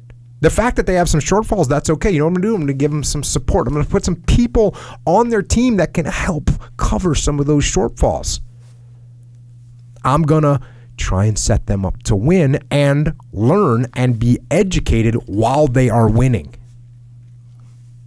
And if they're humble, which I'm assuming that they are because they have this attitude that they're trying to help out everyone, then while I'm doing this whole process, of course, I'm coaching them and I'm mentoring them and giving them suggestions and I'm turning to someone that can do a good job in that situation. So that's pretty easy. You got someone that wants to take ownership and responsibility and they're doing it for the right reasons. Boom. Let's help them out. Let's support them. Let's get them training. Let's get them knowledge and let's get them up to speed. We got an upcoming leader. I dig it. If it's an ego-driven person and they are maneuvering for the power, well, then what I'm going to do is I'm going to let them get humbled by the experience. Because remember, it's stated that they're not as good as they could be at this job. They're not particularly good at what they're trying to take control over. So that's fine. I'm going to let them get humbled by it. Now, I'm going to assess the risks. I'm going to make sure that no one's going to get hurt or no one's going to get killed or we're not going to fail a mission. Or in the business world, make sure they're not going to lose millions of dollars or we're not going to suffer some kind of a strategic setback, but I am going to let them fail a little bit and let them see that they're not as good as they think they are. I'm going to let them learn about humility, right? I'm going to let them learn about humility. Now, if they are humbled by that and they realize that they're not as good as they realize that they're not ready to control everything and they realize that they need help, if they learn from it and they don't just cast blame, then they'll become a much better leader. You will actually help them by letting them get humbled. If they just get done and they just cast blame, then we see them fail and now we have legitimate reason to say, look, I can't put you in charge. You just failed. I can't allow this to happen again. So that's how I would basically handle that situation. Now, of course, there's all different kind of gradations of those realities. And the answer will be somewhat scaled as well, right? So that's what you do. You scale the answer. Maybe you give this person a little bit of help, but you're going to let them stumble a little bit. Maybe you're not going to give them any help at all. You're going to let them fall flat on their face. Maybe you're going to bolster them up a lot, but you're still going to talk to them and say, hey, listen, you need to step back and get more in the weeds on some of the lower level stuff because you're not ready to manage this yet. So it's cool, but that's my basic overall concept of where I would be going with that. Do you find that, like, even with the expression extreme ownership, or in this case, take all the responsibility, do you find that not people get confused, but like people will kind of get confused. You know how you say, okay, take responsibility, because it seems like, anyway, from what I think I totally understand with extreme ownership is I think I totally understand. Oh, I like it. I like where you're coming from. You take confidence is high, sort of. You take responsibility for the mistakes and the solution. Yes, right? That is extreme ownership. So, from what I heard, like sometimes when people ask questions, this one's kind of ambiguous, but sometimes people will ask a question or make a statement, comment, whatever, in terms of take responsibility or take ownership of, like, not of the problems or the solutions, but like before the mission. Like, this is my mission. This is my. You can overstep. You can use too much extreme ownership. You can say, hey, this is Echo. This is my mission. I'll tell you how to do it. Now, you don't have any ownership. No input from you. That's bad. It's all me. Yep. Yeah. That's bad. And by the way, I'm taking all the credit too when we get back, which is actually equally wrong. Right. What I should do is say, hey, I will Echo. I'm in charge of this, but hey, man, I want you to come up with a good plan. I think you got a great insight. I think you know the terrain better than me. Can you come up with a good plan? And then we get back. If it's a successful mission, I'm like, hey, guys, everyone look what Echo did. And I tell the commanding officer, Echo ran this great operation. I think he's ready to step up in leadership. He really did a superb job. If it fails, what am I doing? Pointing the finger at Echo? No, I'm coming back and saying, hey, boss, here's a mission failure. These are the mistakes I made. Here's what I did wrong. Here's what I'm going to fix next time. That's real simple. So would you say, in a nutshell, extreme ownership applies to the problems and the solutions to those problems, and that's all? No, it applies to everything. It applies to everything, because even when I say, hey, Echo, I want you to come up with a plan for this. You come back and brief me with a plan, I still take ownership of the plan. It's your plan, but I go through it and I say, okay, this looks like a good move. Hey, Echo, I'm looking at this right here. I don't know if this is the best way to execute this. Here's the issue. So I'm not taking ownership of it, that I'm pulling it away from you, but I'm definitely going to make sure we win. That's the thing that drives me crazy sometimes with leaders, is they don't realize it, but they're making excuses, because they'll say, oh, I'm decentralized command, so I can't control everything. No, actually, you are responsible for everything. And if I got 3 teams out there and you're one of the team leaders, and I come to you and say, hey, Echo, here's the plan I want you to execute, I still have to look at the plan. I still have to make sure that I agree with what you're doing. I have to make sure you're not doing something that doesn't make sense. So I do have ownership of the plan. Yeah. Absolutely. Like it's your family member or something. That plan is like, I love it like a son kind of thing. The plan. You came up with the plan. You created it. It's my grandkid. Right. So it's yours, but I'm still going to take responsibility and ownership of it. But where people, it's when your ego starts flaring up and I start saying, no, this is my plan and we're going to do it my way. That's where we have issues. But the ownership doesn't stop. And it just doesn't stop. When you're in a leadership position, it doesn't stop. You own everything up and down the chain of command. It's hard to do. It's hard on your ego, for sure. Yeah. Because it kind of seems, in a way, counterintuitive. I guess if you understand all the little subtle dynamics of it. Because you know how, like, if the plan fails, boom, that's when the extreme ownership is really going to show its head. But if it's a super successful, flawless plan, it doesn't. It's more covert. Because it's more internal, because you got to give the credit to everyone else. Everyone will sit there and go, oh, Jocko's, he's giving the credit to Echo for the operation. You won't show up as extreme ownership, for sure. It'll be harder to see. Yeah. And people will say, dang, people know that I was in charge, right? They know I'm the overall guy, so I'm still going to get some credit. Right. It's more covert. But it's way more covert, and it's better. It's better. That's the hard thing. On the inside. That's what's so hard for people to realize. They want so bad to raise their hand and say, yes, it was me. It was my operation. But it doesn't help you. Yeah. It doesn't help you. It feels good for like a half a second, and then you realize you just deflated yourself. Is that kind of like when you make a donation to charity, but you want like everyone to know that you did it? It's kind of like that. Yeah, I guess it's similar to that. Similar concept, right? Like in a weird kind of profound way. Question. I guess we'll just move on to the next question. The profoundness of your last statement. Just saying, on a certain level, it's the same thing. Because, you did something good, or you are something good or whatever, but it's like saying, I'm the most humble guy in the world. I'm just super down to earth. Here's the other thing about this. When I give you the credit for success, not only do I win covertly, in that you look at me and go, man, he gave me a couple corrections that were critical to this operation, and he's not even saying anything. So you have even more respect for me, which means you're going to work harder for me in the future. You're going to do even more, and we're going to look even better. So I am going to ultimately win because my team is going to be kicking so much ass all over the globe, and people are going to say, wow, these guys are just winning everywhere they go. And so it's very, very positive. Whereas if I took that credit from you on that first operation and I took it from you, how hard are you working on that next one? Not as hard. Maybe you're a great guy. Maybe you're a great guy, but maybe you're just a great guy, but you're still not going to go that extra little edge. You're not going to do it because you're not going to get credit, and you're not going to do it because you don't care that much about making me look good as you would if I was taking care of you. Yeah, there's nothing better than having guys that you're taking care of. They know you're taking care of them, and they're going to do anything for you. Like they're going to do anything. You know, and you'll do anything for them. It's a mutual thing. It's real. Yeah, it's a real thing. Yeah. It's like the gift that keeps on giving. Really, it is. It's a powerful tool. You know, that's why the book's been so popular, and it's why the book has been so popular, because when you break it down and people see what it does, they realize how powerful it is. Yeah. And it's also, you know, another reason that the book is so popular is because we put it in a very clear way. Yeah. And it's easier to understand. It doesn't make it easier to execute, but it makes it easier to understand for sure. Yeah. It's crazy too how, and someone said, it might have been someone at the muster. I don't know. Could have very well been on Twitter. I don't know. But someone was saying how it's so interesting how they started to realize that it applies to their relationship with their like husband or wife or something like that.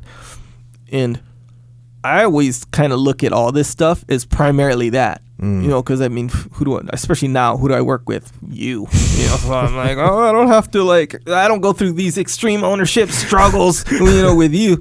So it's more, you know, so to me, everything just applies to like your relationship with your wife, my wife, whatever, you know.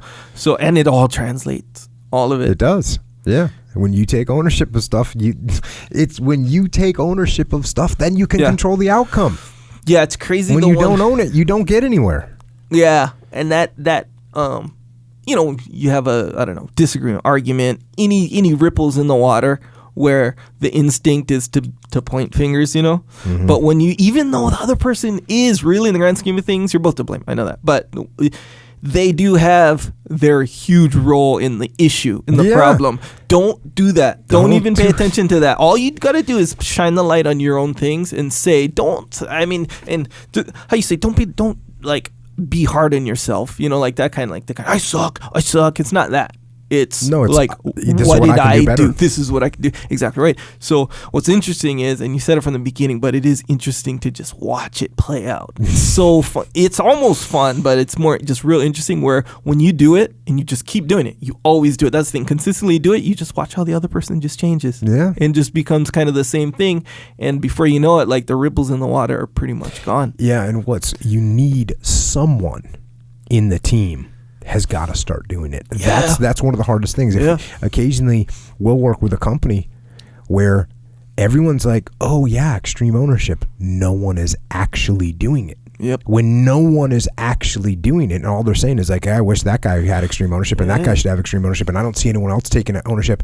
And hey, I haven't seen anyone else taking ownership, and therefore how can I take ownership? Yeah. You know, when we work with a company, we'll send out surveys, pre-class surveys, and then post, because we'll do a number of sessions. Mm-hmm. So we'll send out to the leadership team that we're working with, how's it going? And we'll send out a week later, 2 weeks later, 3 weeks later, 4 weeks later. And sometimes when you get a team where no one is taking ownership, and literally you'll hear people say, well, the boss isn't taking ownership, so how can I take ownership if the boss isn't even taking ownership? They don't realize that when your boss isn't taking ownership, it is an opportunity for you to take ownership and to excel and to gain respect and trust and power.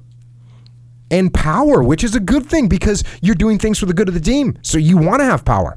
Yeah. Right? I want to have power. When I'm a team leader, I absolutely want to have power. Yeah. And the reason I want to have power is so I can distribute it properly amongst my team. Mm-hmm.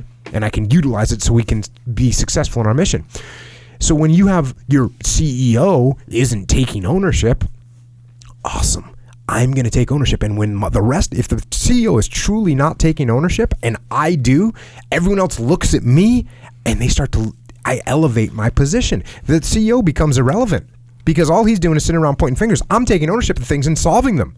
I'm actually going to end up in a superior position. Now, I might not get promoted to CEO today or tomorrow or in 2 years.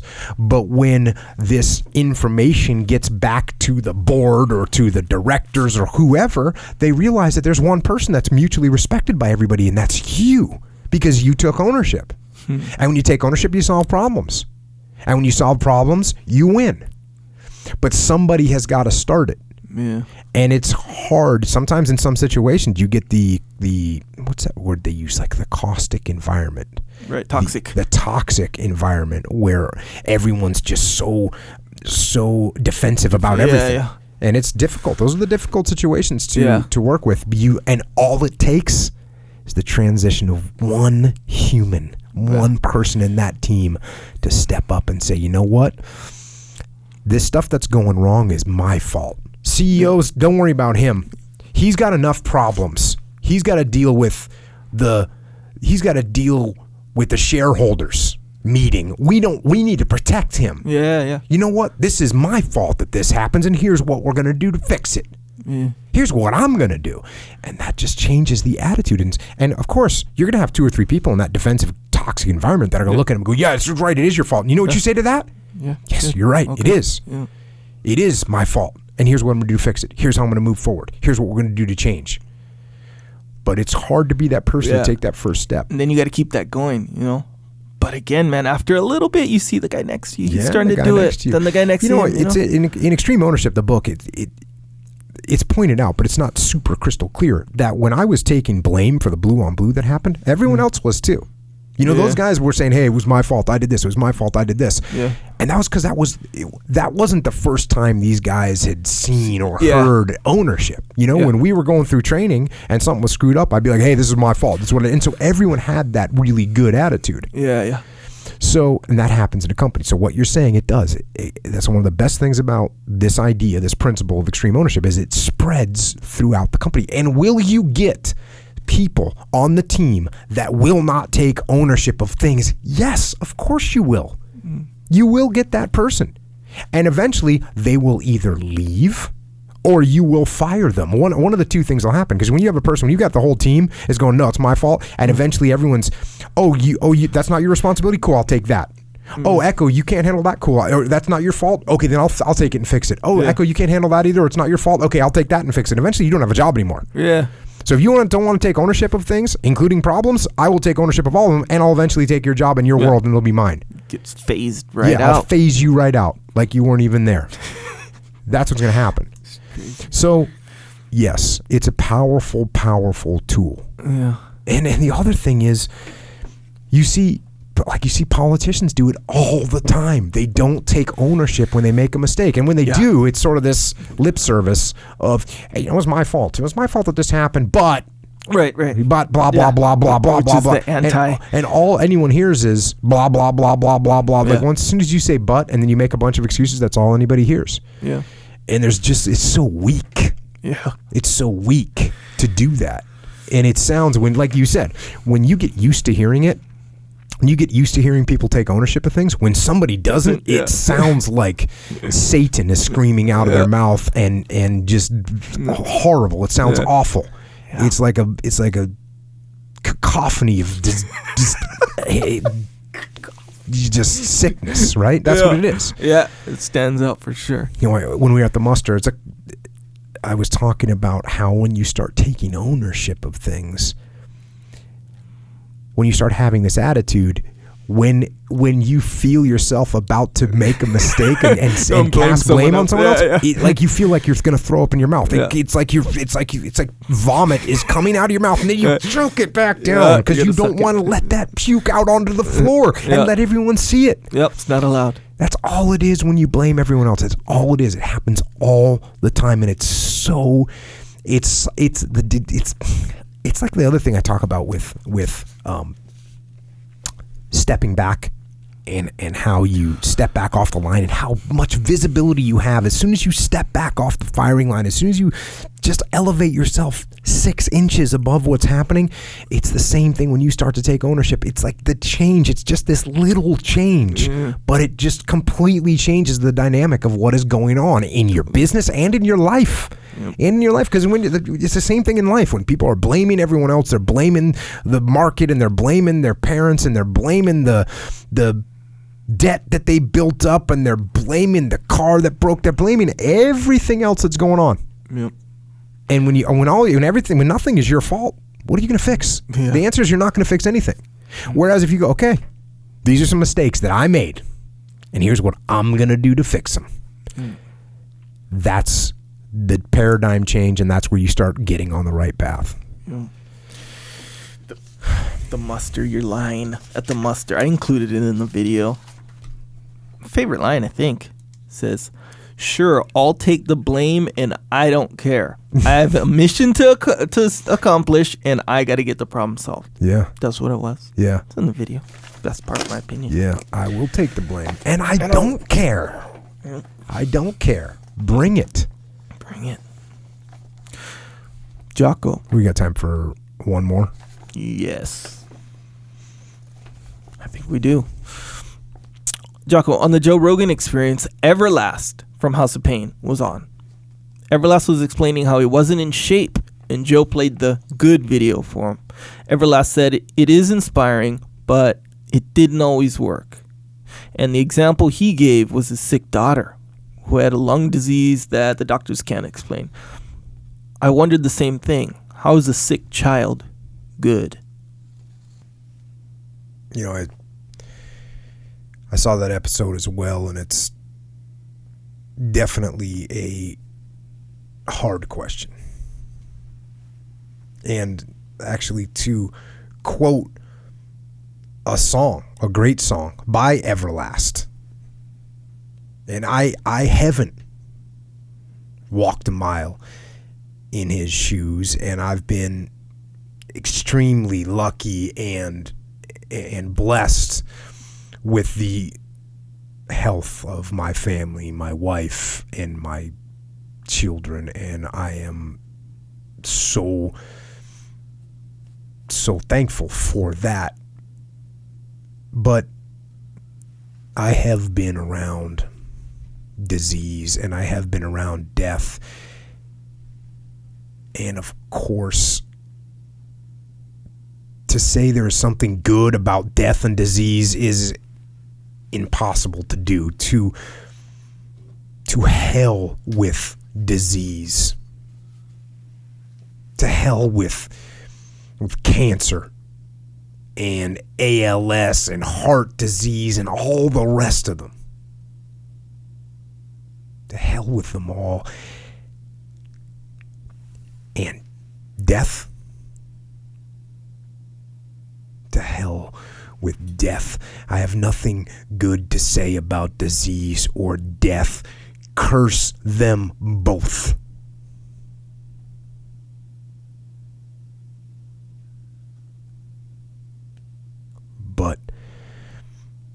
But then what?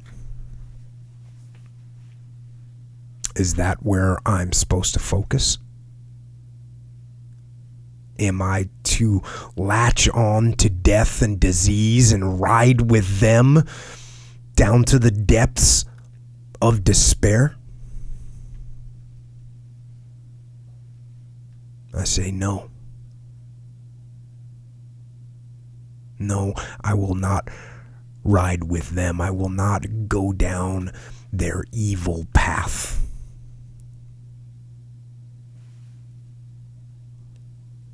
Instead, because I cannot find good in their vile darkness, the vile darkness of disease and of death, I will not feed their fire. I won't feed their egos. Instead, I'm going to look elsewhere. I will look to life and light, and I will find good in those places. I'll find good in every moment I get. I'll find good in every breath. I'll find good making memories and holding them dear. I'll find good in knowing that I will learn from this horrible experience. That everything that I'm going through, all the pain and suffering and darkness, it'll make the light brighter and stronger and more powerful. More powerful than disease and more powerful than death.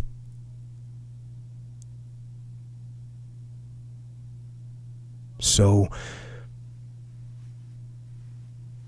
cry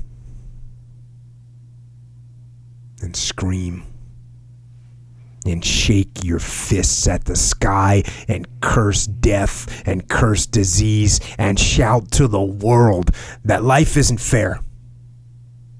And that this is not deserved. Not for me, not for my child, not for my friend, my spouse, my brother, my sister, not for anyone.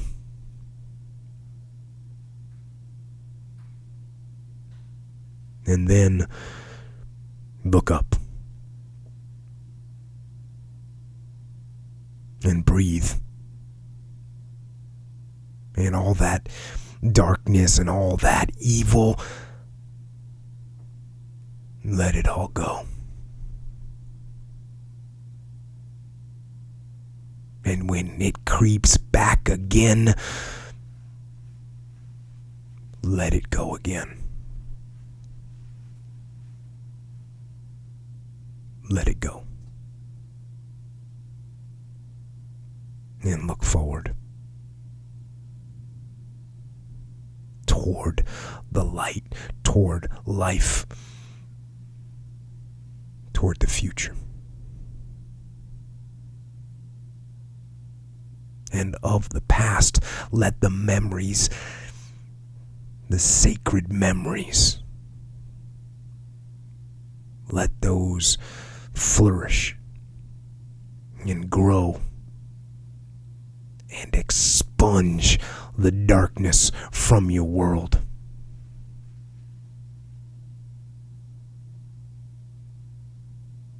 And replace it all with good.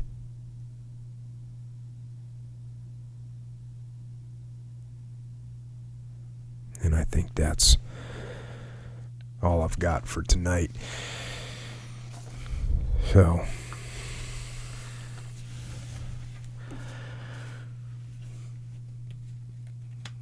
it's a rough one. Yeah, I think that guy, it's like, I think that that outlook on it is important, because that's not just easy to do, you know. No. Especially, man, and me, bro, I've been lucky. My daughter had a staph infection, you know, in her lymph nodes. She's in the hospital for like week and a half, something like that. And that was like, and you have the viewpoint.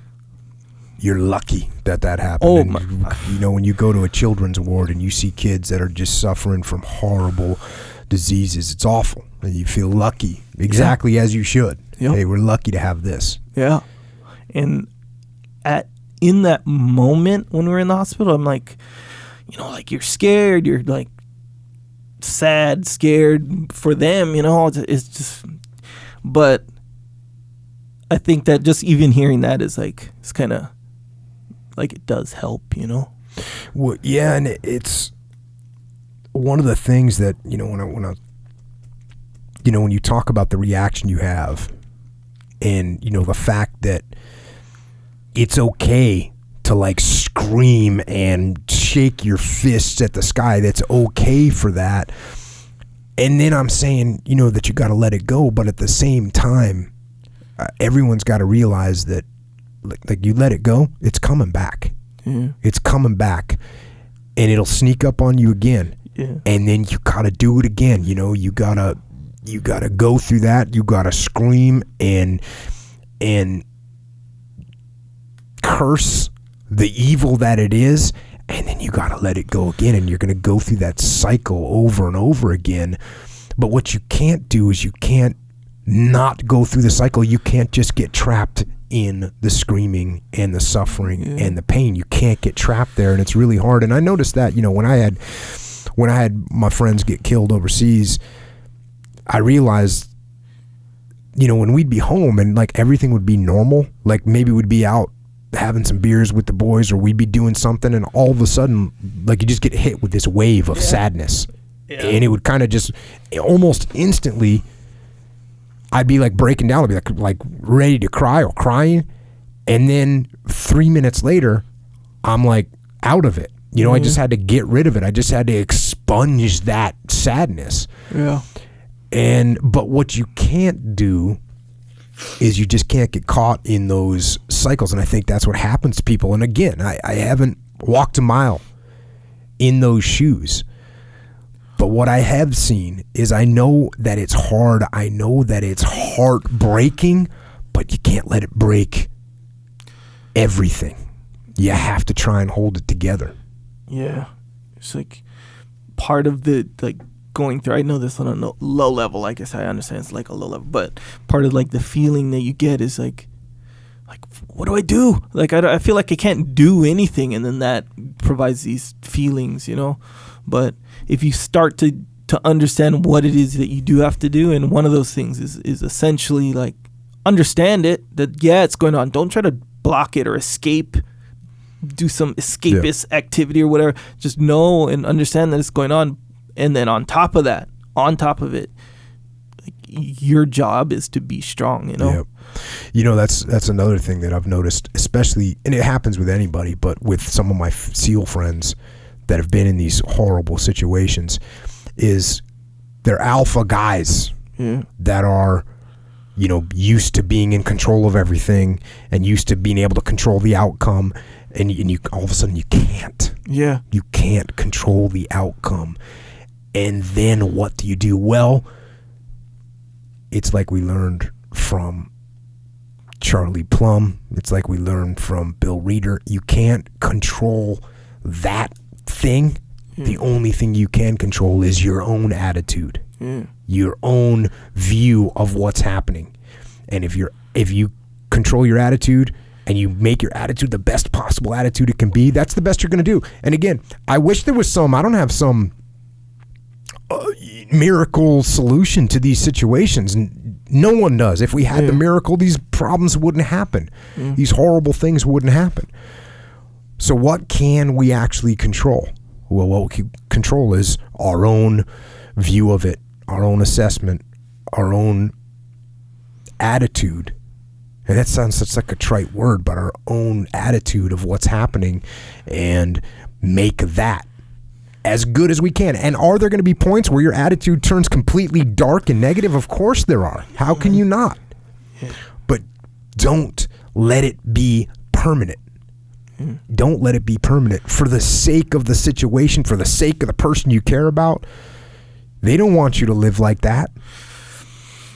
So don't. And again, it's going to be cyclical. From what I've seen, it's going to be cyclical in nature, the way it happens. The way people deal with these horrible emotions is they go down and then they come up, and then they go down and they come up. And when they go down, when your emotions go down, and when you get dragged into the mindset of loss, then I think the best thing to do is just embrace it, grab it, say, and like I said, shake your fist at the sky and scream. And then let it out, get it out, and then pick it back up and say to yourself, okay, that was horrible. That's darkness. That's evil that I couldn't control. What can I control? And how can I have the best possible view? And what can I learn from all this that's going to make me a better person with a better life to live the best I can in their memories? I know, man. And even, man, when you're in the situation, like especially with working out, where your daughter's like, in the hospital or whatever, and you're like, yeah, I haven't worked out this whole week. Yeah. It's like, who cares about workouts? Your daughter's in the hospital. Yeah. You didn't make it to jiu-jitsu. Like, you don't care about jiu-jitsu anymore. Yep. You just care about this one thing, But again, just like how you said, it's like, so it's like this big burden in life. Because really, a lot of time your kids are like all you have, really, it feels like. So if you don't have them, who cares about jiu-jitsu? Who cares about working out? I don't have anything, There's no reason to even do them, really. But aside from the fact is, there is more like to your life. And in fact, the more your whole life beside them is for them, So you gotta keep that, I think. Yeah, no doubt. Yeah. And I think that's always an important thing to remember, is that if you surrender to all that bad, evil, darkness, that's the legacy, that's the example, that's what you're showing, as opposed to showing the legacy and showing the example of not giving up, of moving forward, of driving on and doing the best you can with life and with the things that are good. And again, having the attitude to control the things you can control and put them in the best possible light that you can. Yeah, and it's a spectrum, I mean, it kind of puts into perspective, in my opinion, why you should do the best you can when things are going good. Yeah. Because they're not always going to go good. Yeah. That's my opinion. Anyway, speaking of doing the best you can. Hey, look, working out, we know. Obvious, workout. Work out hard, too, I mean, maybe not every single day working out hard, but work out hard. And when you do work out hard, you might need some supplementation. I think I wasn't a supplement guy. I wasn't before. You know this, right? I do. I might have mentioned it. Everyone knows. But now I am a supplement guy. Happy to say, not the kind of supplement guy who's like, hey, take this power gainer. Hey, what kind of protein powder you take? But even though I'm not against protein powder, I don't take any. But nonetheless, you know what I'm talking about. Krill oil. I'm going to say to my father-in-law, his name is Ross, I'm sorry for not heeding all of you. Is heeding is just advice. Can you heed advice, or is it just warnings? Would heed advice. Okay. Heed it. So you can heed warnings and advice. Yes. I should have heeded Ross's advice, my father-in-law, about the krill oil. Eventually, Jocko turned me back onto it, or further onto it. So I'm on it now. I think on it, he'd be happy. Literally on it. Yeah. On it. .com. Pun intended. Anyway, Onnit is the company. If you didn't know already, Jocko gets krill oil from Onnit. Onnit.com. If you want 10% off all these supplements, which are what? Shroom Tech. Okay, Shroom Tech, good for oxygen uptake is what it is. So when you're doing these hardcore metcons, jiu-jitsu, your body takes up the oxygen easier, more efficiently. Cordyceps mushroom. Just some science for you right there. Strong bone, that helped me. Bro, I had this, and I kind of wanted to report this before, but I didn't want to take too much time. And the jury was still kind of out on it, but so I had this tendinitis kind of situation, and it's weird. It wasn't in like a normal place like in your elbow. It was in my deltoid muscle, where it inserts into the humerus bone, which is your like bone under your bicep. And it was like tendinitis, and it's like, the kind of like, I'm not injured, I'm not out, but I gotta warm up more, I gotta rub on it, all this stuff. And I'm lifting hard, I'm not gonna take days off if I'm not injured. So, Brad, this thing wasn't gonna get better. That's the thing about tendinitis. Like, if you keep lifting hard on it, it just simply won't go away. It's the whole reason there's tendinitis, because you're lifting hard on it, Brad, this thing's not going away. I'm just gonna have to live with it, or wait for, the time where I don't know, have to skip workouts, whatever. But I'm on the strong bone. I'm like, all right, strong bone, let's see what up, do your thing.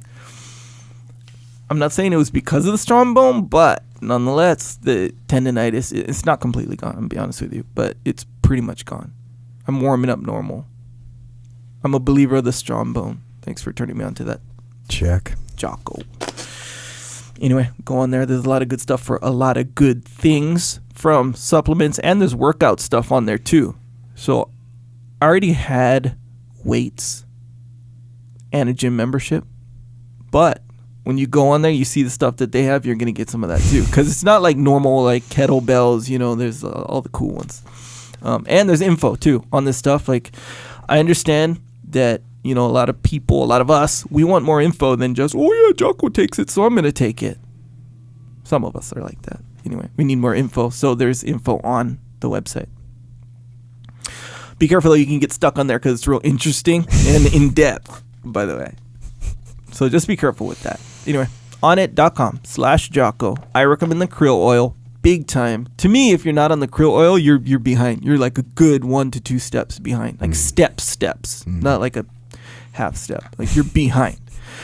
If I had a twin brother, which I do, you give us a 5-year period, 2-year period. I'm on krill oil. He's not on krill oil. We do the same exact workout program, same lifestyle. I'm way ahead of him. Way more functional. Is this factual? This is my hypothesis. Oh, okay. It's hypothetical. Is Jade on krill oil? Yeah, he's on krill oil, but he don't have the same. He doesn't get after it physically as much as I do. So it's hard to have that for a basis of comparison for the krill oil.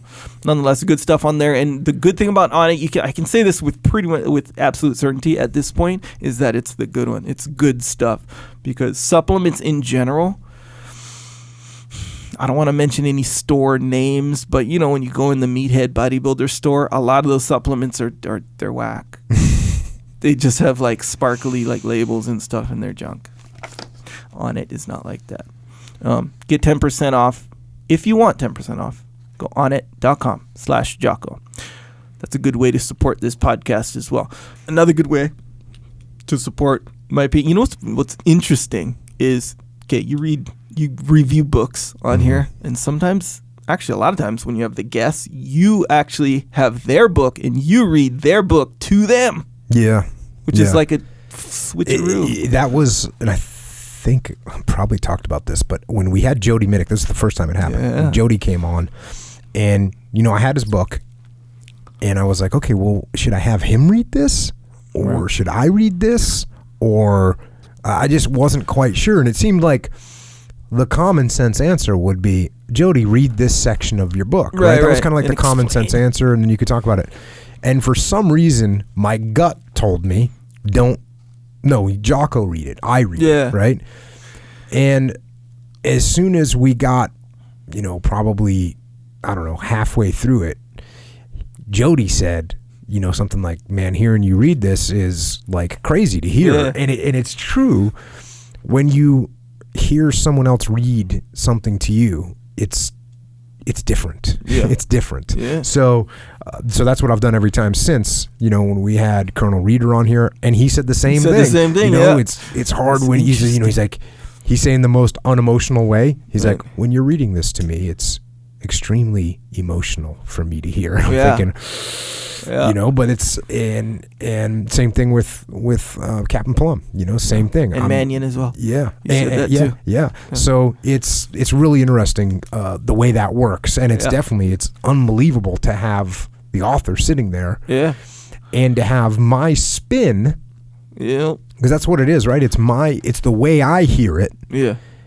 And for them to hear the way I hear it, it hits them from a different angle. Yeah. Right? So I think that's where the interesting, powerful part comes from. And it is very interesting, and it's interesting to watch it because, and you're a little bit different than a typical person just reading a book, so you really get to me is what it feels like is like, that's kind of how the book is supposed to feel, like when you read it or whatever. So anyway, the point is like, I think a lot of people feel that. So, they say, oh, I want to go get this book. But they're like, oh, what was that book again? I got to rewind it. So anyway, you don't have to do that. Just go on our website, JockoPodcast.com. There's a section on the top, books. Boom. There they are. All the books by episode.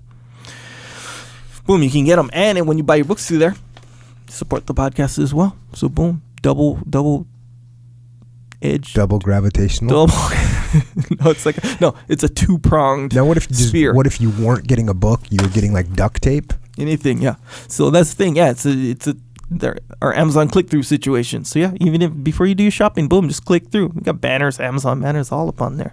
Click there. But most people, they do the books, But yeah, if you're doing your shopping as well, do that. Some people Good do golf clubs, whatever you like. Some people do cameras. Some people done some pretty cool high dollar items, which is very impactful. And then the low ticket items, lower cost items, you might not think it's a big deal, but then when a bunch of people do it, it is a big deal, and it's very, very helpful. Yeah. To the podcast. Yep. Good way to support Amazon click-through. Boom. Also, good way to support this podcast is to subscribe. Seems obvious, I know. But, if you haven't subscribed on iTunes, Google Play, Stitcher. What's the other one that I keep missing? I don't know. Hey, man, whatever podcast those are the three that I post. Someone said something about SoundCloud. I got to look into it. I don't think that's a subscribe podcast situation. I don't know. They're just audio. I don't know either, so I shouldn't even say anything. But nonetheless, I look into it. If, in fact, people are committed to the SoundCloud situation. Anyway, subscribe if you haven't already. Also, YouTube. If you want or are interested in the video version of this podcast, it's been on there since number 7. I think 7 was the first video episode we did. The other ones are on there, but they're just audio with the picture of your head. No, I think it's your head. Yeah, it's both of our heads, let's face it. But yeah, if you're interested in Don't you wish we had video from back then? I do. Kind of. I'm so bummed out we don't have it. Yeah, the closest you have is like a picture of me trying to, what was the You were setting up Periscope. Periscope, yeah, I remember that. The first one we did live on Periscope. We tried. No, we did. We did. We did it live on Periscope. Huh. Yeah. Just try and capture that video. I know. Nonetheless, video, that's the point there. If you want to see, I guess what we look like. If you don't know, I don't know. I feel like the guests, that's where the value comes in. Well, People for sure. like to see Everyone like likes the to guests. See Roger Hayden. The heroes. Getting after it. Yeah, man. Yeah. Roger, yeah. Roger, that's a good one too, because he's like his stories, man. It's fun. He acts things out a little bit as he sits in his chair. Yeah, but in this real mellow, kind of nonchalant, badass way, It's real good. But yeah, YouTube, subscribe to that one if you like. Also, it's the video version of the podcast. Yes, but I will take out little excerpts and we'll post those as well. So you can, if you're into sharing little lessons with your friends or coworkers, whatever, you can do that. So you don't have to share the whole podcast. I'll put some other stuff on there, interesting stuff. I think we'll think up some other stuff just in relation to it. We've been spitballing about some stuff. Anyway, if you want to see what that is, go on YouTube. It's not like YouTube costs money. Or does it? No, it doesn't. It's free. YouTube Red costs money. Yeah. Yeah, we're not dealing with YouTube Red. We're not doing that. Not yet. No, I don't charge for content. No, we're not going to do that. No. But I was thinking about getting YouTube Red. Oh, right. Yeah, that's a whole nother thing for sure. But yeah, YouTube, subscribe. You want to support that way. That's cool. Also, Jocko has a store. It's called JockoStore. JockoStore.com. So I keep forgetting everybody's name, but very clever guy said, haiku. Hey, this was a haiku. Yeah. And then I went through it. I was like, dang, but I was like, it's not a haiku. Because the way he said the right? JockoStore, yeah. So why don't you change it so it's a haiku? Because it might, I guess. Okay, here we go. Also, Jocko has a store. It's called the Jocko Store. JockoStore.com. Boom, there's the haiku. Nonetheless, JockoStore.com, that's where you can get, if you want, shirts, rash guards, hoodies, some patches, Velcro, regulation size, and color. Some of them, some women's stuff on there. Anyway, the point there is, if you like t-shirts, you want to represent, get a shirt. Boom, good support.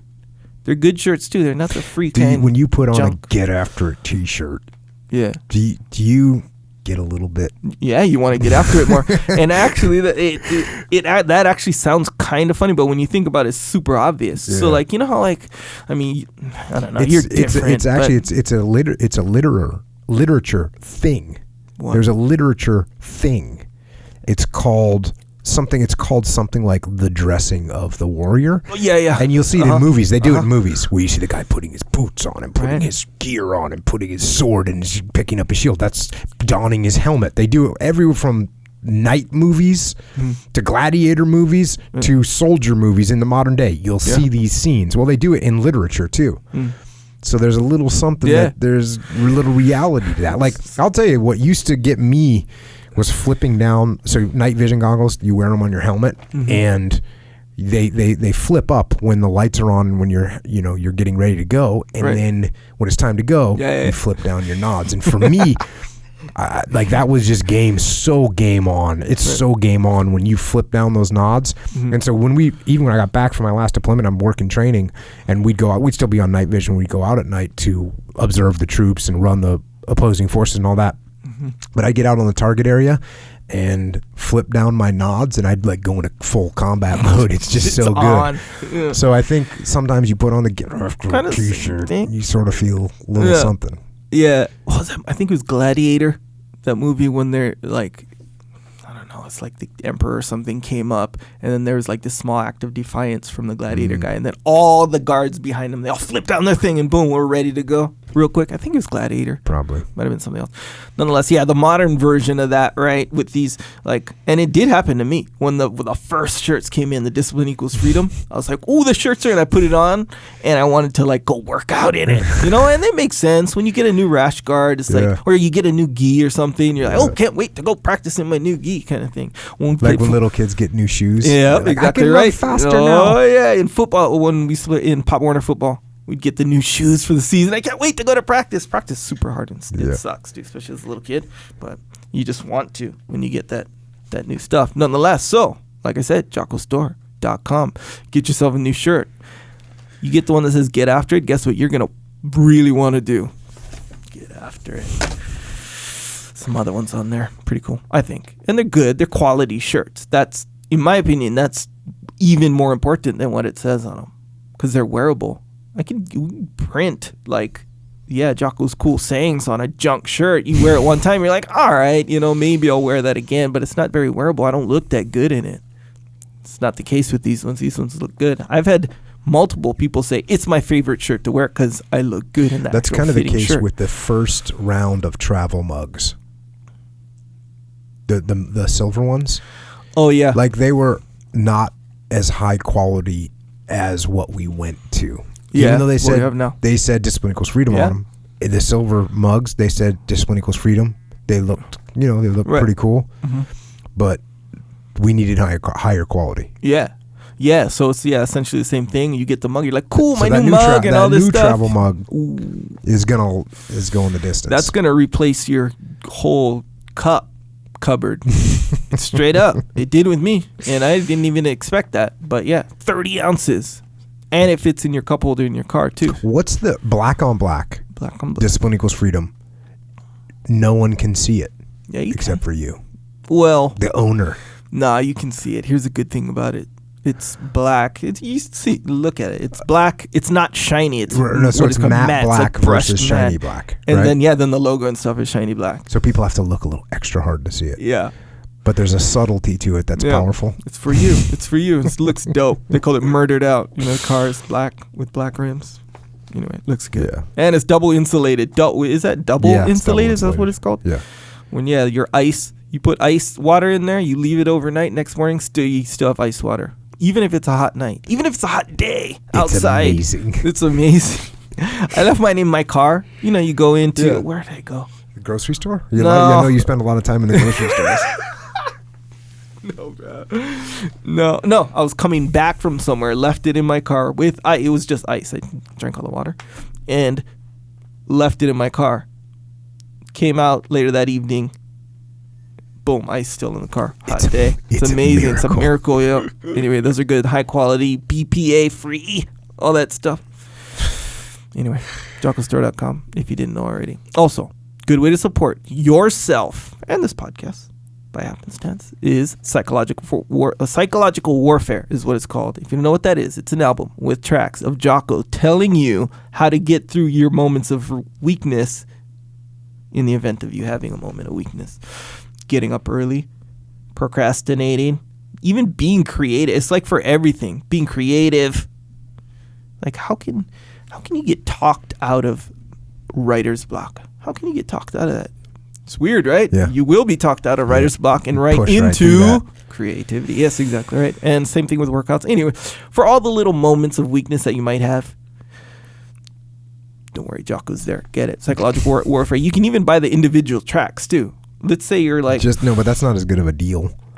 No, but I mean, really, 99 cents. Yes, it is a good deal. It's a great deal regardless, in my opinion, because look, okay, my whole thing wasn't to wake up early. It was going from not working out to work. You know how it's like, okay, I got to work out today, but I'm on the computer, I'm doing something, and I'm it's like... a little late. This is important too. Exactly. I should really focus on my craft right now instead of working out. Exactly right. So the workout day becomes a rest day, you know, impromptu, you know, kind of thing. And that was kind of my thing.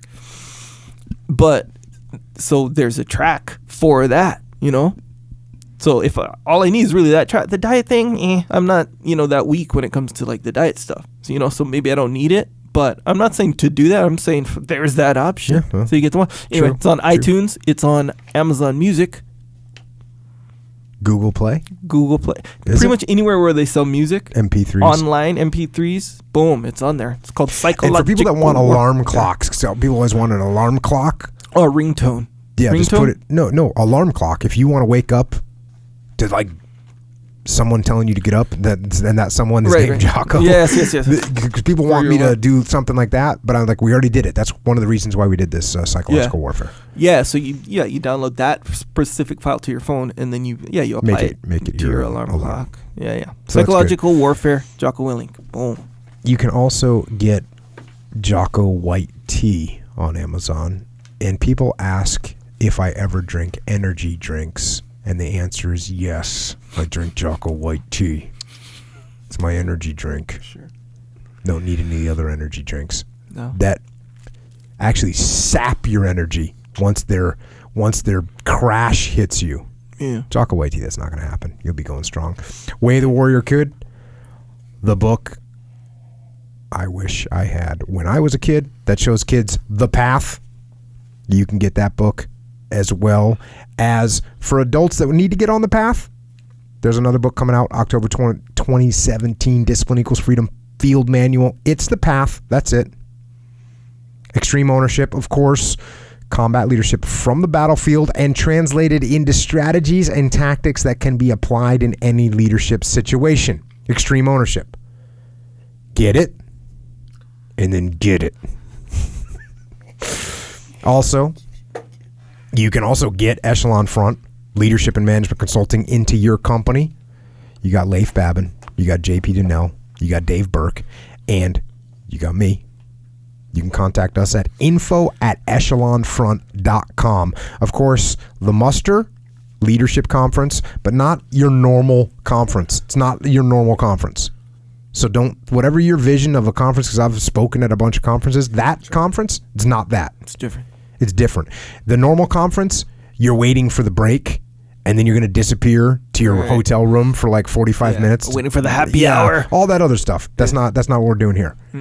At the conference, at the muster, the muster starts at 8 o'clock in the morning. Everyone's there at 7 o'clock in the morning. After we get done with PT, everyone's there at 7 o'clock in the morning, including all of us. We're hanging out. When we start at 8 o'clock, we start at 8 o'clock. Boom, it's go time. So it's not just your kind of typical conference thing. We get after it. Knowledge, interaction, solving problems. We go and we go hard. I just peeked out the microphone. I don't do that normally, but we go and we go hard. Cool. Next one is in Austin, Texas, July 13th and 14th at the Omni Barton Creek Resort, which only has 300 people. We're over halfway sold out right now. So register quickly. If you can't make that, you can come to San Diego, September 14th and 15th for Muster 004. We look forward to seeing you there.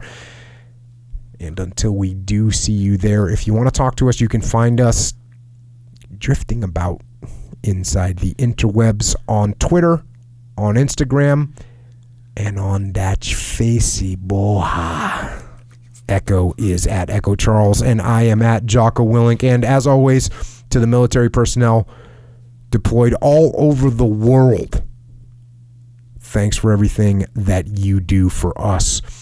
To the police, firefighters, EMTs, first responders, thanks for keeping us safe, and make sure you stay safe as well. To everyone else that's listening, thank you for listening. Thank you for supporting. Thank you for spreading the word.